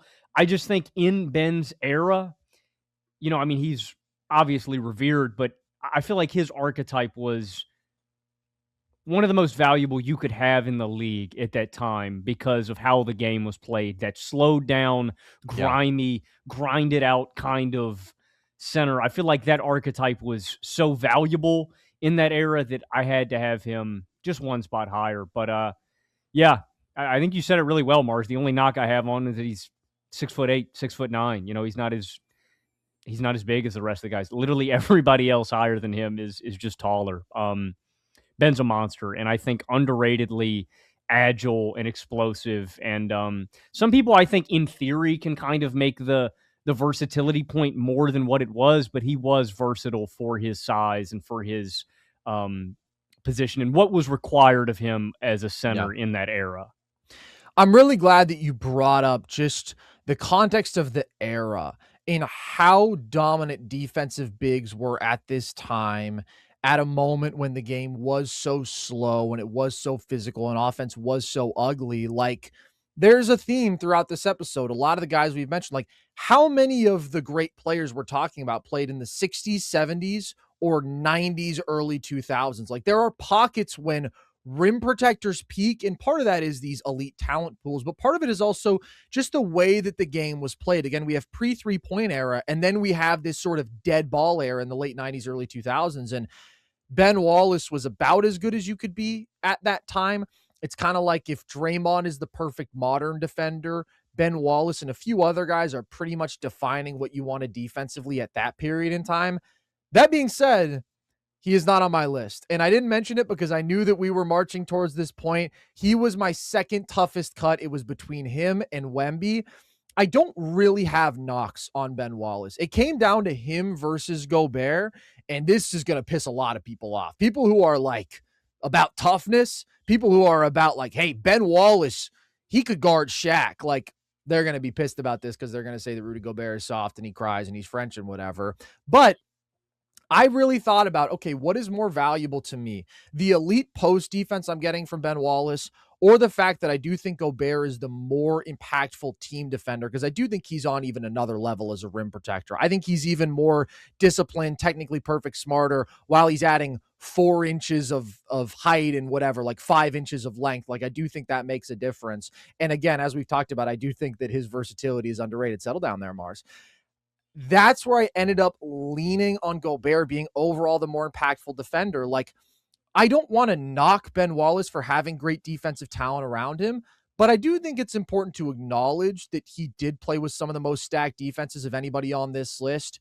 And I do think if you look at some of like the on-off data with him compared to certainly a Gobert, where like it's such an extreme example of him just being like so impactful on team defense.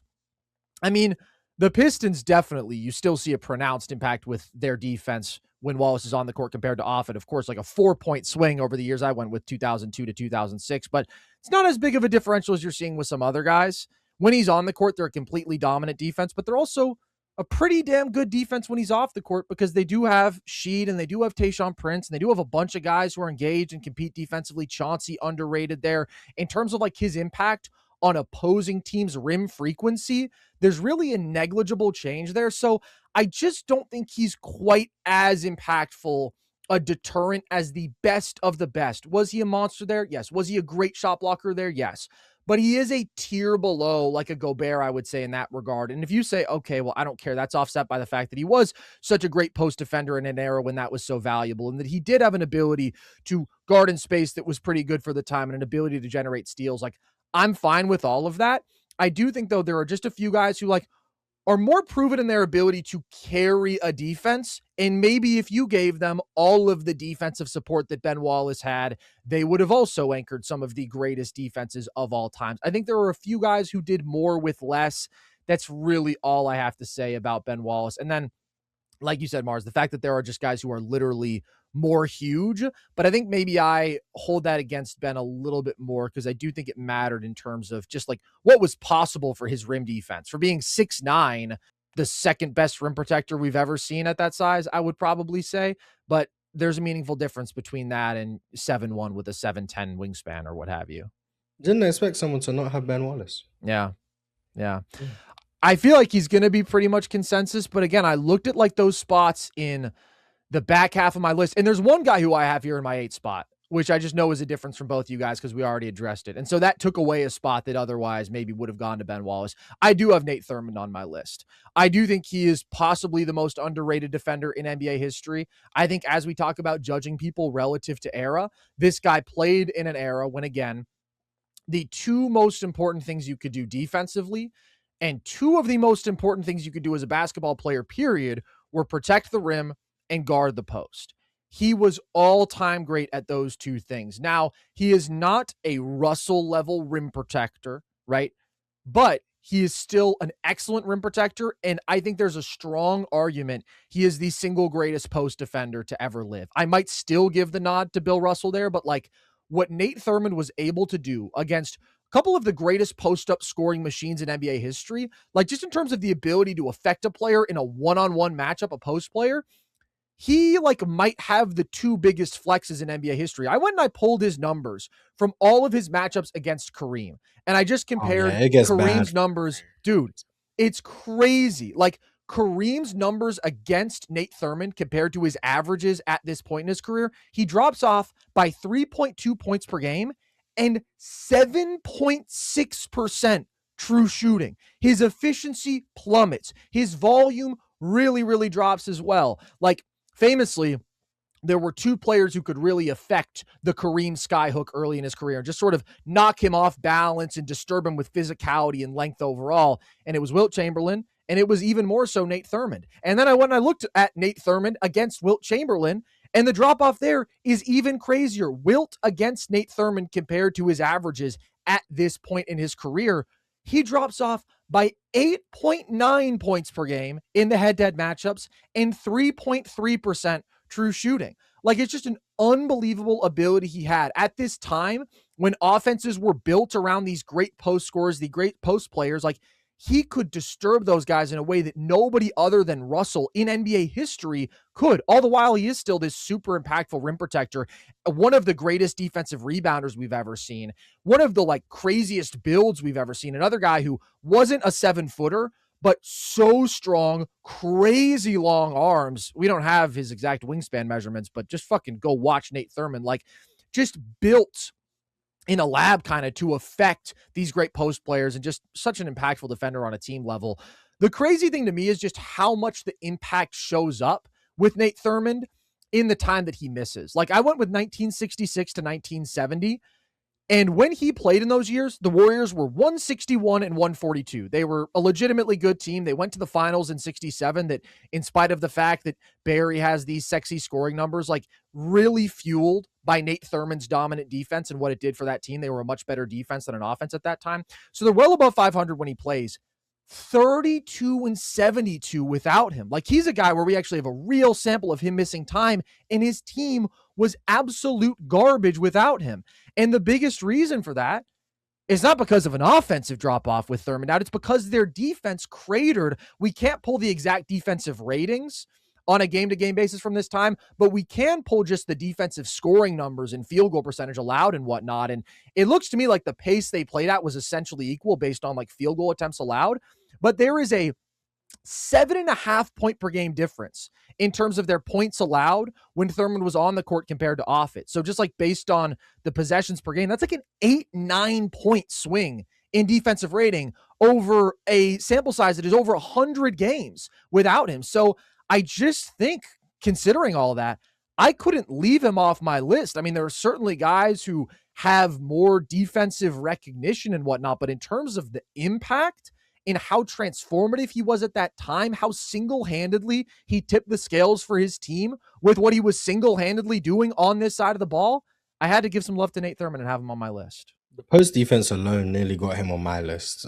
Just watching it, like the physical, and this is like physicality was kind of frowned upon, but like his ability to just, he was built in a lab. He sacrificed his hairline for that build. We understand it, but like it was ridiculous. Like, I would say Will, obviously, but other than that, the strongest player in the league. Like, there was just nothing you could do to move him.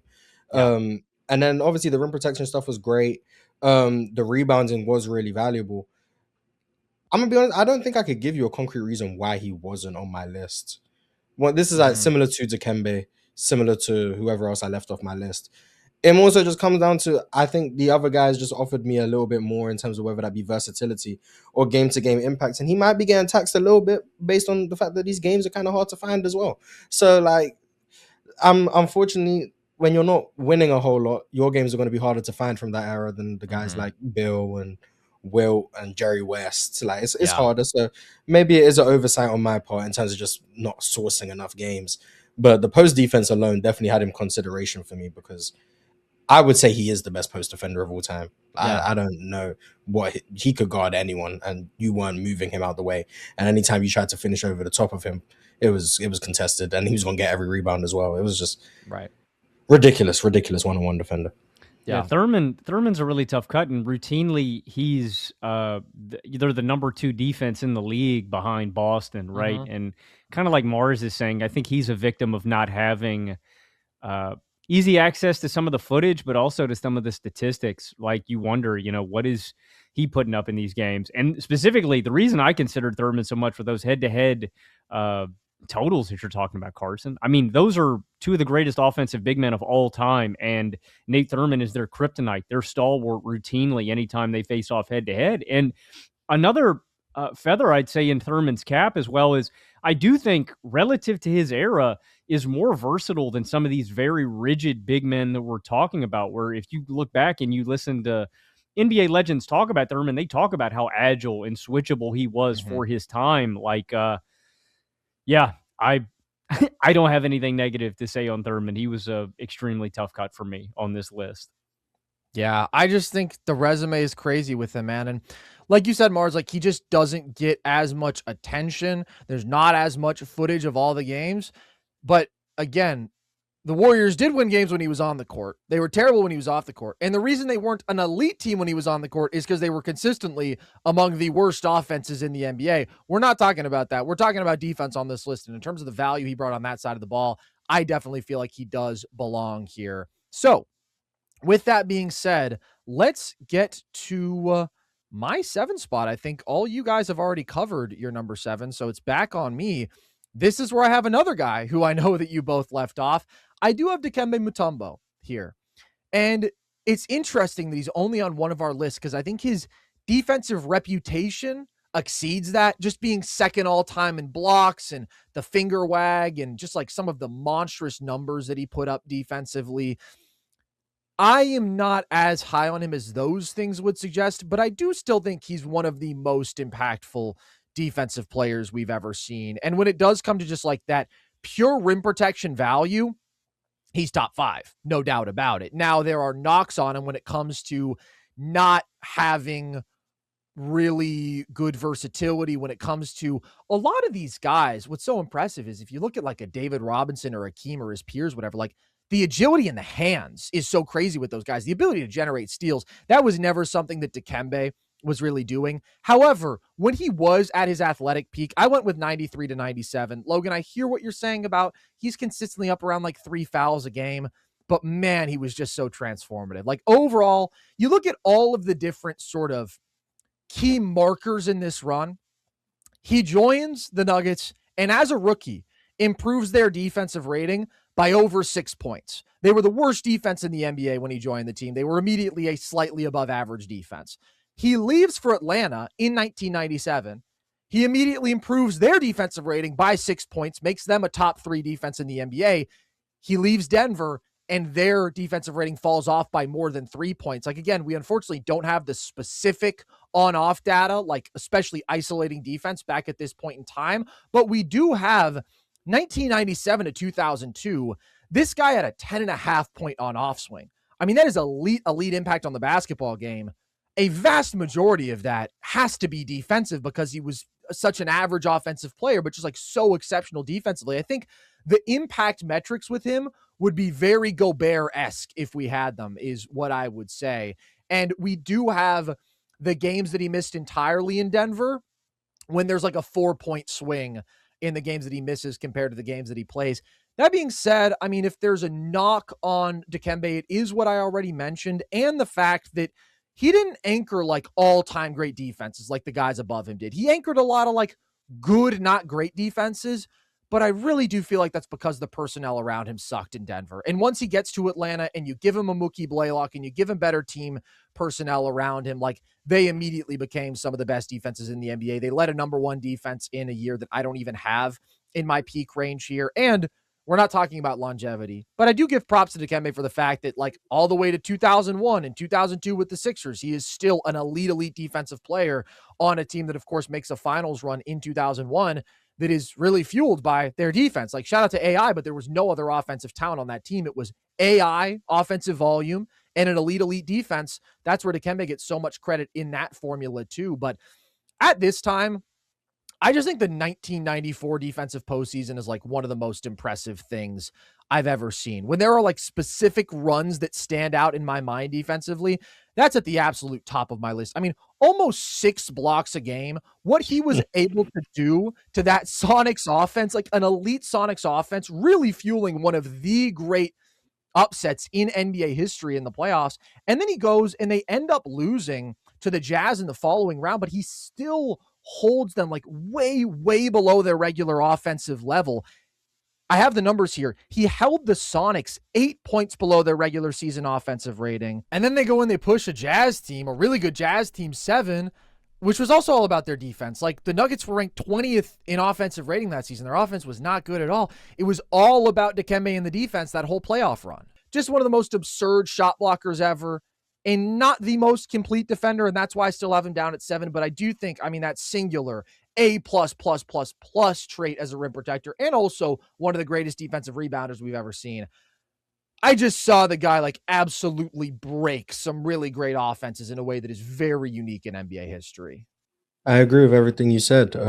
I do think he was very Rudy Gobert-esque, which is why I had them right next to each other. Yeah. I just favored Rudy. I do think he was more fundamentally sound. Maybe I'm giving him more credit for the fact that it was a pick and roll league and he was the best pick and roll defender in the league for a time, and Dikembe never really had that responsibility. So I do view Rudy as the more versatile defender. So maybe I'm taxing Dikembe unfairly. But they were my 10 and 11. I could have flipped it, but I do think they should be right next to each other. Very fair. I will also say Dikembe, a great post defender, something else that very valuable at this point in time. Contrary to what the images of Shaq pushing him around would say, but I know. Well, that's the thing, man. It's Shaq. It's Shaq. You know, what the fuck, man? Shaq one-on-one is just insane. Logan, anything on Dikembe before we move on?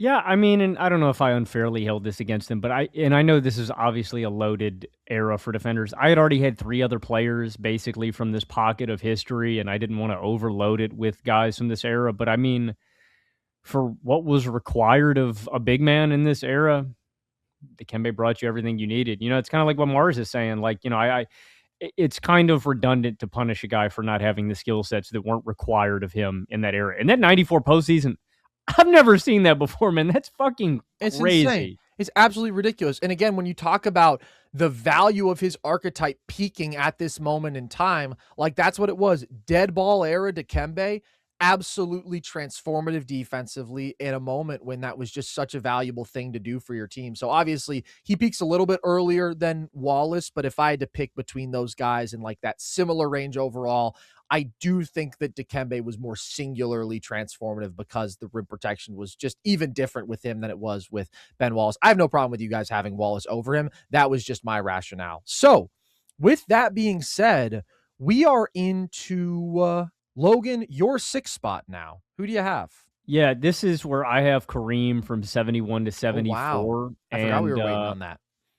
Yeah, I mean, I feel similarly about what I just said about Dikembe. Is it's like you could have general knocks on like what Kareem was capable of skill set wise, but I kind of look at it as this guy came out of college and was immediately the most athletic player in the league at 7'1". Was one of the strongest players in basketball and leads out 2 number 1 defenses, 2 number 2 defenses, and is giving you 11 defensive rebounds per game with 16 overall. It's just like he's bringing me the most valuable skill set in one of the most valuable eras for defensive big men.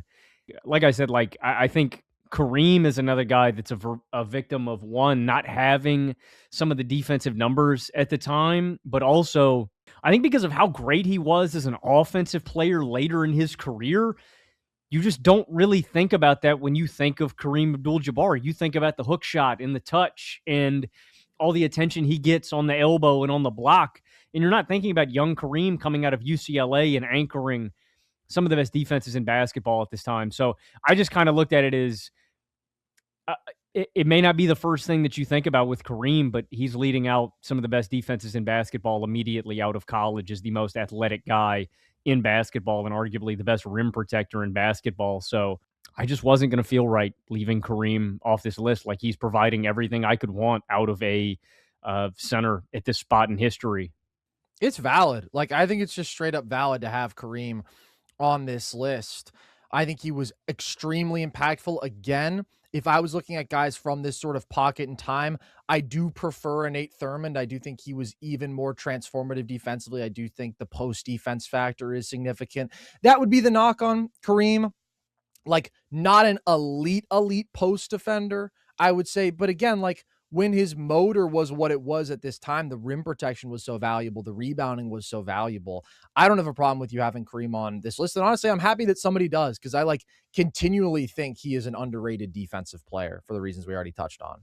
I agree. No notes. I didn't include this in his peak years, but the year after we actually have steal and block totals finally tabulated, and he's given you nearly 1.5 steals per game with 3.5 blocks per game. So, I mean, who knows what he's giving you in those, first 4 years. Yeah, pretty similar, I think. I mean, he's a monster shot blocker. Like, there's years where he averages 4 blocks a game. I think maybe just 1 year, but he's consistently up in the high threes in his sort of peak athletic seasons once we have the data. So shout out to Kareem for sure. Now, Marz and I both had Draymond in the 6th spot. So let's get into the top 5. Marz, who's in your 5 spot? This is where I had David Robinson. David Robinson was my number 5. I think he's just grossly underrated in general. But David Robinson, I think, a Spurs team that I would argue was devoid of talent, he was able to routinely move towards the top of the league in defense. I think he was the second best rim protector of that time frame of the early 90s. And his agility alongside his speed and fluidity was a combination we hadn't really seen before. Yeah. Once again, similar to all of these 90s bigs, he could guard in the post. My only real gripe with David Robinson as a defender would sometimes be the block chasing. And another issue I had, and it's a similar issue I had with Dikembe, very lacking dexterity. He was very left-hand dominant as a rim protector. Dikembe was very right-hand dominant as a rim protector. I couldn't tell you a block I remember Dikembe getting with his left hand. David Robinson was trying to block shots pretty much all with his left hands. So there is some versatility as a rim protector. I don't even know if that's a thing. I might have just made that up. That I do think is lacking with guys Those are the conversations we get into here, Marz. We started talking about the longevity of a peak a couple episodes ago, and I said, dear God, we've taken it too far, but that's where we're at. That's where we're at. So, yeah, if we're going to start nitpicking, the reason I couldn't have him higher is I just do think there was some lack of versatility as a rim protector. And then some block chasing that could get him out of position, jumping on up fakes. We've got notable Hakeem moments where he's jumping on up fakes, but I do think that was a consistent theme of him. Also, his higher center of gravity did mean that physicality could get to him, I think, from time to time, where you were able to be physical with him in the post because he didn't have the Alonzo Mourning, Ben Wallace center of gravity where he could really get under you. You were able to knock him off balance and put off his timing a bit as a rim protector. But his jumping ability was second to none. The speed in which he could get off the ground was elite, and he was able to alter shots at a rate that not many people could. So easily a top 5 defender for me. And the fact that he was able to then form a tandem with someone else I have in my top 5 defensively is just ridiculously unfair. Once again, longevity. He was an amazing defender until he left. Even in 03, he was an amazing defender. He just couldn't play the heavy minutes, and offensively had completely fallen off by that point. But his timing, his instincts as a rim protector, when you have another big next to him, it really was over for the rest of the league in terms of what they were able to put together defensively. So yeah, David Robinson was my number 5. David Robinson is my 5 spot as well. I don't think you're being overly critical, Marz. I think those are the exact knocks I would have had on David Robinson and why he isn't higher on my list. Everything you said. The most telling number to me, I went with 90 to 94 David Robinson when he's fresh out his athletic peak. 1992, he plays 82 games every other single season. He misses 14 games in 92. there's a difference of 7.5 points in terms of defensive rating in those 14 games with and without David Robinson. So we don't have the complete data, the on versus off, but that'll give you a great reference point. They have a 110.8 defensive rating and then a 103.2 defensive rating with him. I think that tells you everything. And yeah, I mean, he is dragging them to being some of the best defenses in basketball over that stretch. 2 times they're the number 1 defense, 1 time they're top 3, and then 2 other times they're top 10. I think he's got to be here. I think he's underrated, and I think he's got to be here. So he's in my 5 spot as well. I have David Robinson at 4. It's a real debate between him and the guy in my 5 spot. Because the guy in my 5 spot, I mean, the versatility, the IQ, I could be convinced to switch this off. Oh, I know who you have at 5. Okay, yeah. I know who you have at 5. What Robinson did as an anchor, though, is so absurd. Like, Logan, you started to touch on the on-off stuff, but if you look at the 1997 season, which is famously when he misses pretty much the entire year and they tank and they get Tim Duncan, the year before that, they were a top 3 defense in basketball. You take David Robinson off the team, they plummet to the worst defense in the NBA. It's a 9-point swing in defensive rating over an entire season. You look at when he joins the team in 1990, he joins a defense that was completely average and immediately makes them the number 2 defense in the NBA. And it's like a 4-point improvement over that entire season. Like, there's just so much evidence of this guy being one of the 4 greatest defensive anchors in NBA history. And he pairs that with, as you're saying, Marz, this freakish combination of agility and speed and strength. If we're talking about the handful of craziest athletes in NBA history, especially on the defensive end, but overall, like, David Robinson is at the absolute top of that list.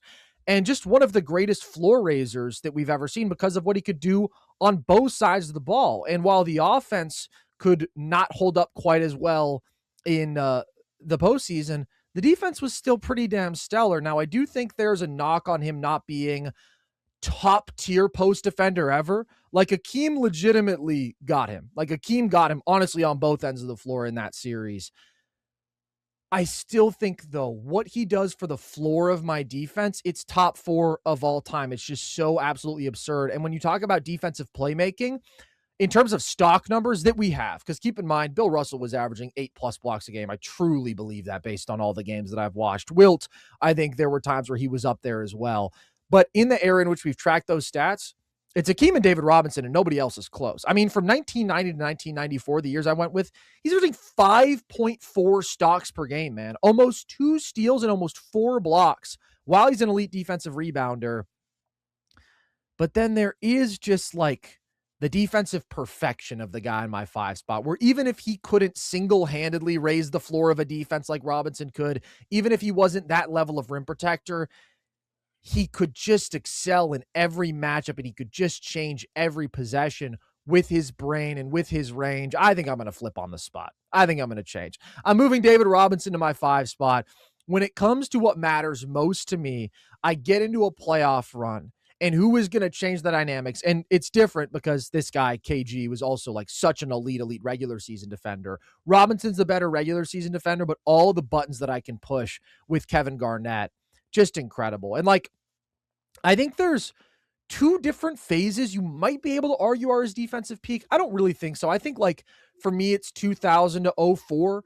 But then when he goes to Boston, 2008 to 2012, and there's so much of an offensive load taken off of his plate, and he gets good defensive personnel around him, like, he wasn't the same athlete. That's why I don't think there's a good argument to be made that that was his defensive peak. However, he does anchor 5 straight top 5 defenses, 2 number 1 defenses. And when he's on the court, Boston had a negative 8.3 relative defensive rating over 5 years, 2008 to 2012, with more than a 5-point swing when he's on the court compared to off it.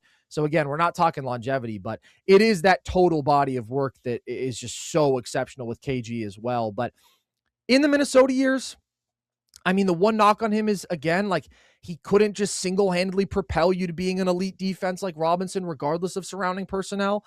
He still had a huge impact defensively, like getting those Minnesota groups to be above average defenses. He had a 5-point defensive on-off swing. and just such an absolute freak, man. When we talk about motor, when we talk about competitiveness, when we talk about versatility, when we talk about defensive IQ, Kevin Garnett is on all of those Mount Rushmores. While he was still a stellar rim protector, while he was an elite defensive rebounder, but he's just one of a kind defensively. Like, the ability to move like he could at 6'11" with a 7'5" wingspan at that moment in time, absolute unicorn stuff. The fluidity of his hips, the change of direction, the activity of his hands, like the ability to guard the perimeter was just total outlier stuff at that time. And then as a team defender, it's like totally disruptive in passing lanes, high level rim protector. And when we talk about having a beat on what the offense wants to do, opponent plays, tendencies, weaknesses, and like even how to get in an opponent's head, but the ability to anticipate and communicate on a team level, he's just goated. And then the motor, the intensity, like the ability to harass a player in a matchup, the feist as a post defender.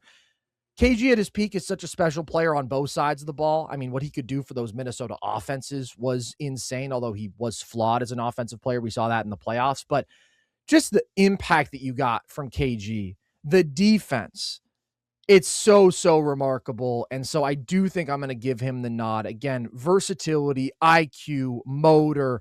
This guy like makes a case for being the GOAT in all of those categories. And so I think I'm going to give him the nod just because I feel like it's so easy to build a defense where KG is going to be able to take on so many different matchups and, again, plug so many different holes on any possession and play so many different schemes. And like, he's just insane in that ability. I have KG higher than 4. Ooh, interesting. I have KG in my 4 spot as well. Marz, do you want to make the case now while we're talking about him? Where do you have him? I had him at 3. It's one spot higher. Okay. The highest he was ever going to get was 2, and that wasn't even realistic. The highest I could have put really was 3. Yeah. For me, I think you basically said all of the strength. For me, KG is, if you combined Anthony Davis and Draymond's biggest strengths. Yeah, and just great combine way to them put into it. And for me, you combine Anthony Davis and Draymond's biggest strengths. I don't know what you're meant to do with that defender. I think it's a travesty what he was surrounded with in Minnesota. I've never seen a player treated worse than him. It is actually ridiculous. Yeah. I think the versatility, the multitude. Another guy who I would say, and the only 7-footer I would say could legitimately guard 1 through 5. Mm-hmm. Like he could legitimately guard point guards, and he could legitimately guard bigs. The only big I would say he probably couldn't guard was Shaq. And that would be the strength component that I do think he was lacking. Yeah. And that would be my biggest gripe with him. He wasn't able to play full-time 5 in a way that my number 4 could. And I understand that being a reason to take. So I can just spoil who the number 4 is. I think everyone knows who it is. Yeah, Tim Duncan. Yeah. I do understand that being the case for Duncan over KG is that Duncan could play full-time 5 and KG couldn't really do it. But for me, when I look at KG, just Duncan was, for me, a bit more rigid within the schemes in which he could be used in. Although he was amazing as a rim protector, and then when he's in drop, there was very few people who could punish him. But KG wasn't limited to drop. He wasn't limited to playing the middle of the zone and being the ever-present man there. He could play the middle of the zone. He could roam around. His communication is one. He's the only person I would say was a better communicator than Draymond Green.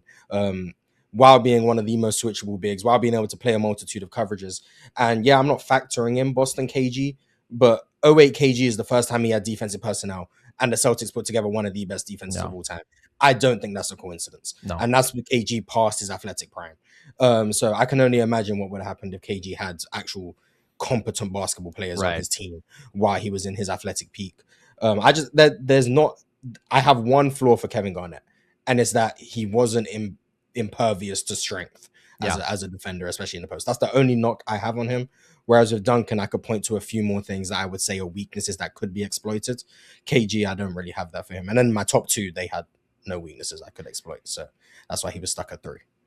The other little knock I would have on KG is very good rim protector, not even quite at a Duncan level there. So I think it's more broadly, I mean, because he's not an elite post defender, he's very good, but you mentioned there's just an element of strength that was missing there, and not an elite rim protector. He was not capable of anchoring the 5, as you said, like a Duncan was. I do think that that's the counter argument to Duncan not having as much schematic versatility. Duncan's ability to be so dominant at the 4 and the 5 and ultimately be a better defensive anchor is why I leaned on him. But KG is so interesting because, like, absolutely nobody has gotten screwed harder than him with the Timberwolves. And, like, specifically, that's not the setting in which his defensive skill set shines as much, because I think, again, like, there are just like insane pure rim protectors who, with that value every possession, can just lift the floor of a defense a little bit more. KG is somebody who I think you plug him into a good defense, and the extent by which he makes that good defense better is really pretty incredible, with like so many of the things he does on the margins and that matchup versatility. Like, you get to a certain level of defense and now it's like, okay, we can deploy KG however we want. And that's what takes us up a level to be this absolutely insane kind of bulletproof defense. So he's an amazing basketball player. I do have Duncan over him in my 3 spot. Logan, I'm going to assume you have the same, because I feel like we're all going to have the same top 2. Yeah. Yeah. Duncan's just incredible. I just think when you talk about like technical polish, discipline as a rim protector, he was perfect. I would argue the most perfect of the modern era. I'm not saying he's the best rim protector of the modern era. I'm saying since Bill Russell, I think he was the smartest rim protector. I think the technique is just flawless. And again, we're talking about peaks here. The fact that Duncan led 11 straight top 3 defenses to start his career is just like absolutely ridiculous. And like, yes, of course, he had Robinson for some of those years, and then he didn't. And the first year he didn't have Robinson is when he led one of the greatest defenses of all time, the 04 Spurs. So just that perfection as a help defender, the timing, the positioning, the discipline. He was an elite shot blocker. I mean, again, he's not averaging 3.5 a game, whatever, like some of these guys, although we did see what he did in the 2003 playoffs, which is just one of the greatest singular carry jobs in NBA history on both sides of the ball when you talk about two-way impact. But what he did defensively was absolutely ridiculous in that run. A monster defensive rebounder and underrated agility. Like, I do agree with you that he was a drop big, and I do think there were a couple times, right, people talk about Kobe sort of punishing him for having to live in that look, and I do think that there's some legitimacy to that. But I also think when you're talking about early 2000s Duncan, like, he could move in a way that I think it's underrated really on both sides of the ball. And then I do think there is value and versatility of being able to be so great at both the 4 and the 5, being able to anchor a defense to all-time heights and be alongside a center and still be so ridiculously effective. And yeah, it's like the greatest run of team defense since Bill Russell Celtics, and it's really not even close. I mean, I went with 01 to 05 Duncan. Over those years, he is averaging almost 3 blocks a game. He's averaging 10 defensive rebounds a game in the playoffs, over 9 in the regular season. And he anchors 3 number 1 defenses in this 5-year run. When he's on the court, the Spurs had a -7 relative defensive rating. Like, just purely the heights of defense they reached when he was on the court statistically are better than anything that we've seen from any player not named Bill Russell. And so I do give him a lot of props for that, and that's why I do have him in my number 3 spot. I mean, I think Marz made a really compelling argument for KG, but discipline was the key word with Duncan, and just the fact that that I do think he was better defending on the interior. But the most compelling part of the argument to me was the fact that KG didn't have that personnel around him. You guys remember when actions had consequences, and No. the Timberwolves got stripped of 5 first-round picks because of cap circumvention? No. For Joe Smith. Kind of wild, Adam Silver. Kind of wild. I remember their days when we had accountability. Maybe you There should was a take some time. notes, buddy.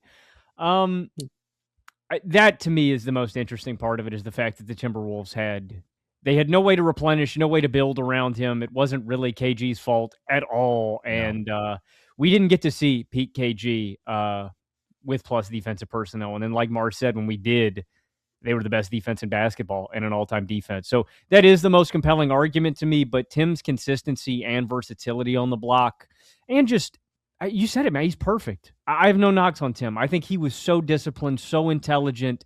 And I actually think Tim Duncan's demeanor works against him in some of these all-time arguments, where when you imagine KG, it's him spitting fire and talking cash shit to somebody, getting in their head and stuff. And Tim Duncan is this mild-mannered, very reserved, I'm going to handle my business. And I'm just going to play the game. I think it can kind of work against him in some ways, but just the consistency is what it was for me with Tim Duncan, where I just feel like he was more of an anchor and more of a rock. And again, if I was starting from scratch, Tim is a guy that I just feel like I'm going to get a higher baseline. But Marz's argument about the personnel really does make me wonder about KG and where, if his prime athleticism and all of that overlapped, would we view him through a different lens? Would he be higher in these conversations? And unfortunately, it's a little theoretical and hypothetical.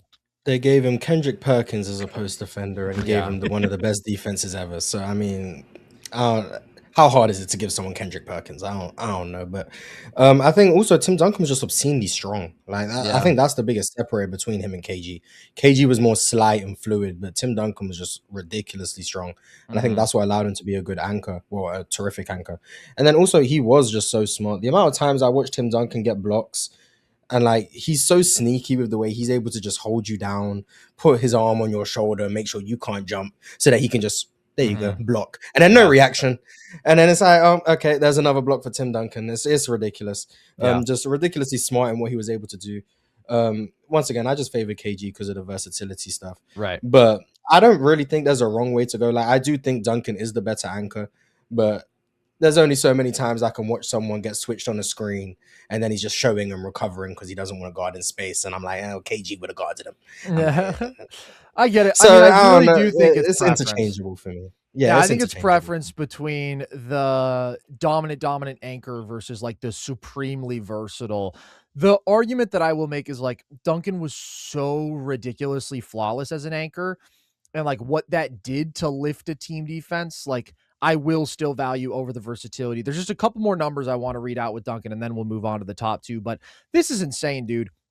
When he was on the court, this is from 2001 to 2005, the Spurs allowed opposing teams to shoot 53% at the rim, 6% below league average. You compare that to KG, and again, that impact in terms of rim defense is just not nearly at the same level where teams are shooting 58%. So just a little bit better than league average. I do think it's a legitimate big gap as a rim protector. And then in terms of the defensive help point, obviously, KG got screwed on that front. I do want to give props to Duncan, though, for the fact that in this same run, 2001 to 05, when he is on the court, without David Robinson, the Spurs have a -7 relative defense, all-time great defensive heights. When he is on the court without David Robinson, they're allowing opposing teams to shoot 53% at the rim, 6% below league average. So it's the dual rim protector stuff was absolutely insane, but when Duncan was the lone defensive anchor, the lone rim protector, all of those same numbers held up at these all-time great heights. The 99 Spurs are one of the greatest defenses ever with both them. The 04 Spurs are one of the greatest defenses ever with just Duncan. And the totality of that defensive run, like I said, is the best that we've seen other than Russell's Celtics. Now we're into the top two, though. And I think we all know where we're going to go with number one. Maybe if you haven't listened to us or Marz talk about this topic before, you don't. But Marz, who's in the 2 spot? Oh, it's just a guy named Hakeem Olajuwon, the best modern day defender of all time, in my opinion. Just his hands, the amount of deflections and blocks he got was ridiculous. I heard he played goalkeeper growing up, so I'm gonna attribute that to CC. Football prevails. But no, just ridiculous rim protector, ridiculous fluidity. Once again, on the smaller side, both the top two are actually on the smaller side for typical bigs. But just amazing. His athleticism, his balance, his second jump, ridiculous. The years I went with were 93 and 94. I was going to throw 92 in there, but for me, 93 and 94 was just a step above. I do think he started to tail off a bit 95 onwards. But just those couple of years where he's the best rim protector in the sport. He's an amazing post defender. He was someone who was able to toe the line of illegal defense and kind of use that to his advantage, where he was able to sneak past the boundaries and make a bunch of plays, help side at the rim. You couldn't, when Hakeem was down there, you couldn't score. Was not allowed to put the ball in the basket. And it was anytime you were able to get Hakeem, that should have been worth 6 points, because that's really what it was worth. Because anytime he was down there, it was over for you. But then also just the ability to guard in space. He wasn't limited to just hanging around near the rim, but it was in your best interest to keep him near the rim because of how inevitable he was down there. The only reason I don't have him number one is because I think it's literally impossible for him to be number one. Like there's no flaws in Hakeem's game that I'm like, this is the reason that's holding him back. Based on the time in which he played, I don't think he could have been more impactful than he was.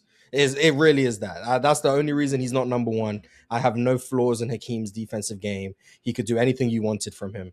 He just so happened to play in a time where his defensive impact couldn't match up to the guy who I have in my one spot.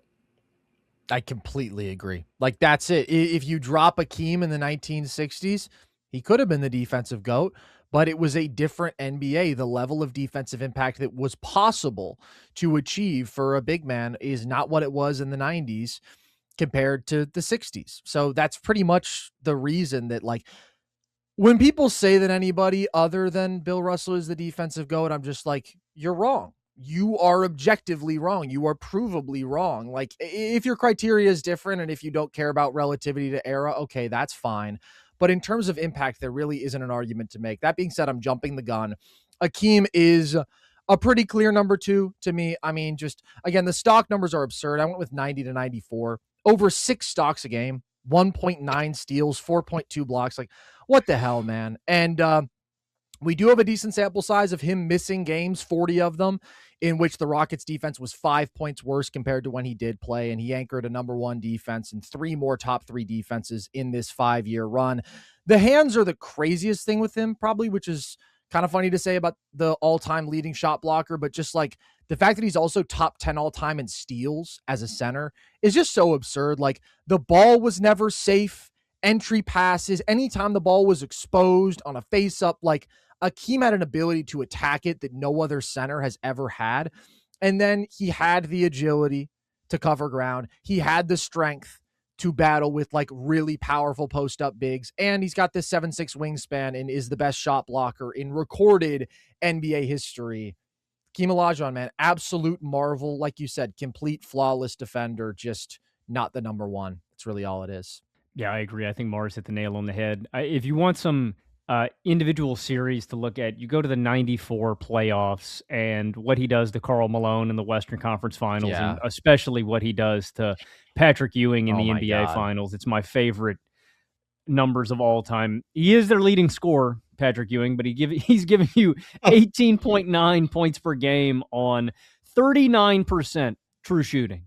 So nasty. And what he did the very next year to David Robinson. Like, yeah, even though I would agree with you, Marz, his defense wasn't quite as great in 95 as it was in 93 and 94. He still absolutely dogged Robinson and held him to like 23 a game on 44% shooting or something. So Ewing and David Robinson owe their bad PR solely to Hakeem. Ewing's PR is fried because of Hakeem and because of a finals run in 99. And David Robinson's PR is fried because of Hakeem. There's no other reason. It's because Hakeem Olajuwon did what he did to him in 95. And I'll never forgive Hakeem for it. But it's enough to get him at number 2 on my list. So shout out to him.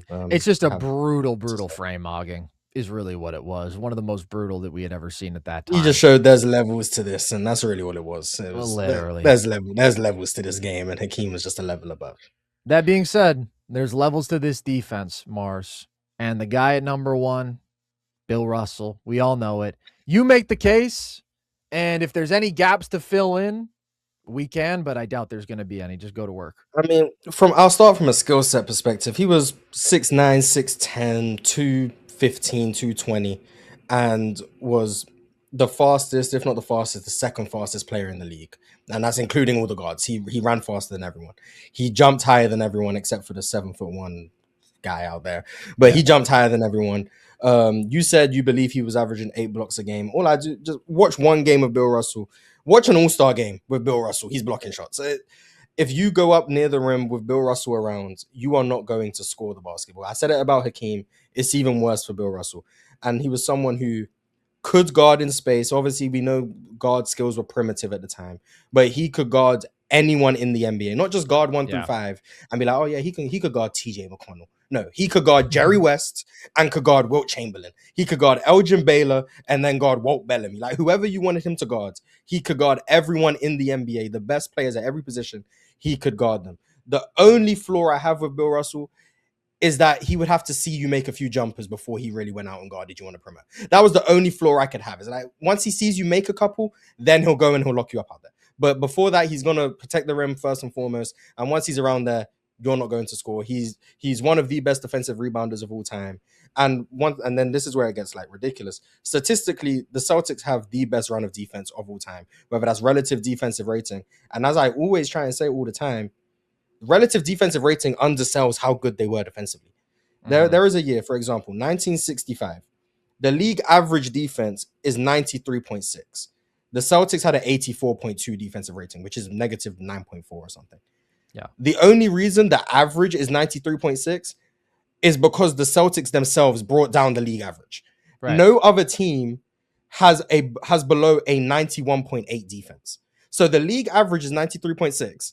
No one else is better than 91.8. If you remove Bill Russell's teams from the league average, he is anchoring negative 12, negative 13 defenses. And this is year after year after year, regardless of personnel. This is a Celtics team that was not a great defensive team before he arrived. They instantly become the greatest defensive dynasty of all time. The moment he leaves, they're no longer a great defensive team. Bill Russell's defensive impact is undeniable at this point. You go watch him. He could guard anyone in the post. I always hear the Wilt Chamberlain numbers when Bill Russell's going up against him. And like, you can find some of these games and like, no disrespect, the offenses suck. Like, I don't know what to tell you, but like, Wilt's teams are not scoring the ball at any consistent rate just because Wilt Chamberlain is putting up ridiculous numbers, by the way, like 40 and 30 and whatever. But like, even then, his points per game average is dropping when going up against Bill Russell, and his efficiency is dropping when going up against Bill Russell. And this is already teams that were mediocre offensively. So I'll just ask anyone the question: if a team is already mediocre offensively and you then make their biggest offensive weapon less effective offensively, how good do you think their offenses are now? Like, just think critically for a second. Like, at some point, we have to acknowledge that Bill Russell's man defense was the best in the NBA at the time. His team defense was the best in the NBA at the time. His versatility as a defender was the best at the time. His longevity was ridiculous. But his peak in the early to mid 60s, there's no defensive player who can have the impact he had. There was no three-point line. Every shot was worth 2. Which would mean the most efficient shots are the shots at the rim. Because if you're shooting 20-foot jumpers, 2 points. You're shooting 24-foot jumpers, 2 points. You're shooting a layup, 2 points. What's the most efficient shot? A layup. What did Bill Russell stop you from getting? Layups. Like, it's just common sense that Bill Russell is by far and away the greatest defensive player ever. And the super team stuff with Bill Russell blows my mind because all this talent they allegedly had led to them being the worst offense in the league all the time. So I'm confused at how they were this talented of a team. All these guys were so amazing, yet their offenses always sucked. Like, where is this talent translating to elite offensive production? And then defensively, they had names. John Havlicek became a really good defender. Casey Jones was a really good defender. Tom Sanders was a good defender. I'm not going to take anything away from those guys as defenders, but you can already see the impact when Bill Russell's not on the court. This defense is not the same, like at all. And everyone has said it. There's a reason why he won 5 MVPs with player voting. It's because the players knew when Bill Russell's out there, we can't score the ball. Yeah. Now, he was making all NBA second teams because the media decided they wanted to glaze Wilt. And that's fine. Go ahead and glaze Wilt. The players knew when they were out there, Bill Russell was the most impactful player every single time, all the way until he was coaching the team and was still the most impactful player on the court, because Bill Russell is, in my opinion, the only defender who could impact the game in the way he did. And he did impact the way he did.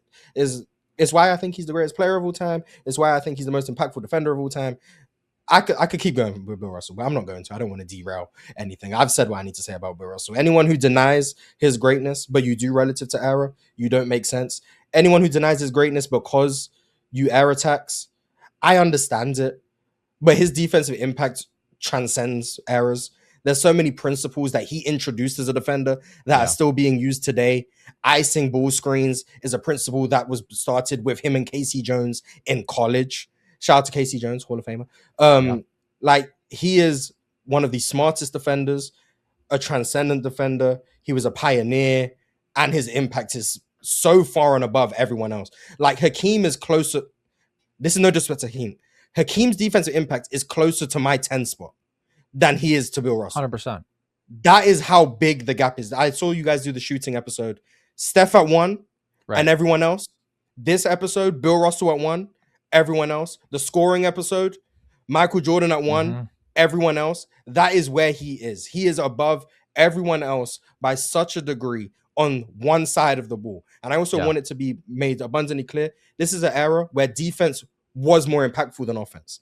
So he is more impactful than anyone ever on the side of the ball that was more impactful than the other side. This is the equivalent of, in today's game, being the best offensive player ever by a margin of which the second best offensive player ever is closer to 10 than to you. That's how impactful he was. You don't need to be a two-way player when that's your defensive impact. And also, he actually wasn't that bad on offense, but we're not here for that. So, yeah, there you go. That's my Bill Russell spiel. I completely agree with every word. I mean, except when you say that you think Bill Russell is the greatest player because of this. However, I can see the argument for that because he fueled what is by far the greatest dynasty in NBA history by being far and away the single most impactful player on one side of the ball that we've ever seen. And I'm not saying that just up against other defensive players. I'm saying his defensive impact far surpasses any one player's offensive impact. So the only guys who I think get him are like these absolute insane two-way giants, but I still see the case for Russell because how do you deny the results? You said it all. I'm just going to bring even some more numbers into the equation here because it's so stupid. Like you said, we have 3 straight years where the Celtics win the title as the worst offense in the NBA because their defense is not just number one, it is that much better than everybody else. And it is that much better than everybody else because of Bill Russell, overwhelmingly so. Just to give the specific numbers, before he joined the team, the Celtics defense sucked. I mean, they were 6th of 8 teams in defensive rating before his rookie season. He joins the team, improves their defensive rating by 8 points, and now they're comfortably the number 1 defense in the NBA. Even when he retired after 1969, they were comfortably the number 1 defense in his final season. He leaves. Their relative defensive rating drops off by 10 points, and they are again a below average defense. And those are at his low points of impact, right when he got into the league, and then right at the end of the league. That's not his peak seasons. We don't really have good numbers with him off the court from his peak seasons because he just didn't miss that much time. However, I did look at the games from 1962 to 1966 that he missed, and it's only a dozen games. So take this with a grain of salt. But they went 4-8 without him. While they were winning 75% of their games with him, they allowed 123.3 points per game without him. That's compared to 108 points per game with him. So what do you need to see? 8-point swing in defensive rating when he joins the team in the right direction. 10-point swing in the wrong direction when he leaves the team. And across these years, a 15-point per game difference in terms of what they're allowing when he is off the court compared to on it, which is single-handedly the difference between them being the best, most dominant force in the NBA and a team that is losing 2/3 of their games. Like, we can get into the skill set, and it is incredible, and I think you laid it out really well, Marz. I do believe that Russell is the smartest defensive player ever, just when you consider, again, relativity to error. Like, no, he wasn't having to solve some of the super complex problems that teams are now, but the extent to which he was ahead of the game defensively, in terms of schematic complexity, in terms of intelligence and discipline, and when it comes down to valuing possessions, right? Like always trying to block the ball to a teammate, all these different little things that he did, just so supremely intelligent. Greatest rim deterrent ever. The shot blocking numbers, if we just had that, nobody would dispute that Bill Russell's the GOAT. If we just had on paper that he was blocking 8.4 shots a game or whatever, like it wouldn't even be a conversation when he's also grabbing 20 defensive rebounds a game. And the timing, the agility, the hands, the post defense. I will bring up the Wilt numbers. Against him, Wilt dropped off by 4.5 points per game and 4% true shooting. So Russell really, really did have a pronounced impact in that matchup. And GOAT level rebounding, like he's just so clearly the most impactful and the greatest defensive player that we've ever seen. 12 number 1 defenses in 13 years. Over these seasons, a -9 relative defensive rating. And as you said, that still undersells what he's doing, but the extent by which they're lapping the number 2 defense is completely untouched. And even still, 1964 is the best regular season and playoff defense ever. 1965 is the second best regular season and playoff defense ever. Like, there is no comparison for what Bill Russell did for these Celtics on that side of the ball. They're by far the number 1 regular season and playoff defense every year. They're winning the title. just about every year because their defense is that much better than everybody else. And the point about defense just being more valuable in this era, not just than it has been in any era since, but also more valuable than offense at the time. Like, we were going through and looking at Oscar leading basically the number one offense. I mean, for 5 straight years, he did that.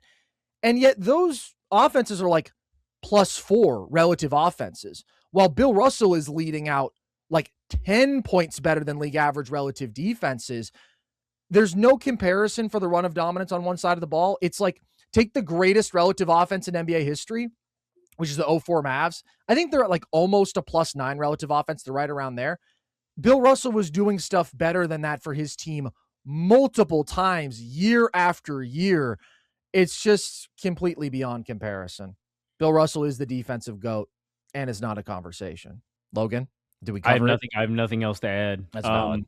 I mean, the only thing I'd say is this has nothing to do with the defensive conversation. I actually think Bill can get underrated as an offensive player too because of what he was able to do for the Celtics offenses in transition at this point. He was, and I get it, it's not going to be reflected in the offensive rating because they were the dead last offense in basketball. That pace. Yeah. They would win so easily on defense. It would just lead to the easiest transition buckets for Boston, and they pioneered the fast break as well. Like, Bill's just ahead of his time. And then after he was spanking people's asses on the court, he went and coached Boston, and they won another 2 championships, man. Well, while he was still spanking asses on the I court. just want to make their offenses got better when he started coaching. I don't think that's coincidental. It's crazy, man. I agree. Kind of like you said, I agree with everything that Marz said at the top. He's not my GOAT, but because I don't criticize people for their eras, I would hear the argument. Like, there's nothing you can do to poke a hole in Bill's case. Yeah. He warrants all kinds of respect, man. And I don't have respect for people who don't respect what Bill Russell did in his era. It's like, you have to watch because it's like, okay, I get it. Maybe you don't like watching defense, but the athleticism is insane. Like, the strides with this guy, the speed, the fluidity, it's just unbelievable. And the versatility. Like, it's so crazy. Again, his comfort guarding out in space when necessary. And again, we have a different definition of that, but go watch him. And like you said, Marz, like, he can switch on to Jerry West and not only contain him in that matchup, but like still have so much defensive range where like he can take away like passes when you're talking about some of those early pick and roll looks. He can switch and yet still play both the roller and the ball handler. Like, the ability to play two is ridiculous with this guy. It's absolutely incredible. I am a Bill Russell stan. Also just a great guy. Shout out to him for being a fucking great guy as well. But in terms of the basketball and in terms of the defense, we've never seen anybody like Bill Russell. So we will end in unanimous agreement on that. Marz, thank you so much for coming on. I can't imagine there's anything that we've left unsaid at this point. I'm searching my brain to see if there's anything about Bill Russell that I haven't said, but I think we've covered it. And this is my flu game anyways. My brain isn't working right. You guys couldn't even tell. This is my flu game. That's why I thought today's the perfect day to have Marz on, because 99% of what Marz is going to say, I'm just going to agree with. And so he takes the workload off my plate. So thanks for coming on, Marz. It was really great to have you as always. Everybody go support Marz. Marz Talks Sports. Go watch the panel on Player's Choice. Go watch. Are we doing episodes of the Hoop Talk podcast right now? Nope. Occasionally. They come and they go. The schedule is a bit hectic, but we trying. All right. We trying. All right. Well, go support Marz everywhere. Is there anything that I missed that you're up to? Yeah, you'll see me on Twitter. Don't take me too seriously over there. But over here, you get my opinions. Thanks for having me, man. It was a pleasure. Thanks for having me on for this episode as well. Of course. I needed to go. I know. I'm sorry that we couldn't give you your top choice, because we were actually hanging out in person at All-Star Weekend, and I said, Marz, we got to have you on for one of these episodes. And I gave you all the themes, and I said, what would be your top choice? And you immediately said shooters, and I said, shit. I was trying to push my Steve Nash propaganda, so I was like, it got pushed. Steve Nash propaganda, I can push Bill Russell propaganda. It is what it is. Yeah. I'm just grateful I wasn't here for the scoring episode, because I don't think I would have survived. That was interesting. I almost gave Larry Bird an honorable mention here today, just because we're just throwing him on lists. So I was like, might as well give Larry Bird an honorable mention. Dude, so shout out to that. Every video that we have posted since then, pretty much the top comment is, I've got Larry Bird at 10. And it wasn't even the craziest I was going to say that episode, because Kevin Durant wasn't on the list. Shout out to you, Logan. LC the Kid, rapper LC. Fuck KD. Yep. There you go. All right. Well, everybody, again, go support Marz. Just the perfect guest for this sort of episode. And the number one Bill Russell Glazer in the world. I would love to have that title, but I haven't been able to take it to the place where I say he's the GOAT. And that's where you push it even further, Marz. And that's what makes you the GOAT of the Bill Russell community. If you guys want more of our stuff, you know where to find us. All of our full episodes right here on our YouTube channel. You can listen to them across all audio platforms, and you can follow us across social, TikTok and Instagram at NerdSesh, Twitter at Nerd_Sesh to see all of our daily content there. So with that, as always, appreciate you guys. This is going to conclude for now this all-time top 10 series that we've been on. I know the people have asked for top 10 screeners, and I'd love to do a Gortat, Steven Adams, Wes Unseld episode, but we've got other lists coming. We are going to rank the top 30 players in the NBA right now, so that'll be fun. And once we get back to the offseason, we'll be ranking some all-time stuff. I've got some fun ideas we'll get back into. So hope you guys enjoyed this series. It was a ton of fun for us, some great moments. And with that, I've got Larry Bird at number 10, and I've been Carson Breber. I've been Logan Camden. I've been Marz. Merry Christmas. And this was Nerd Sesh.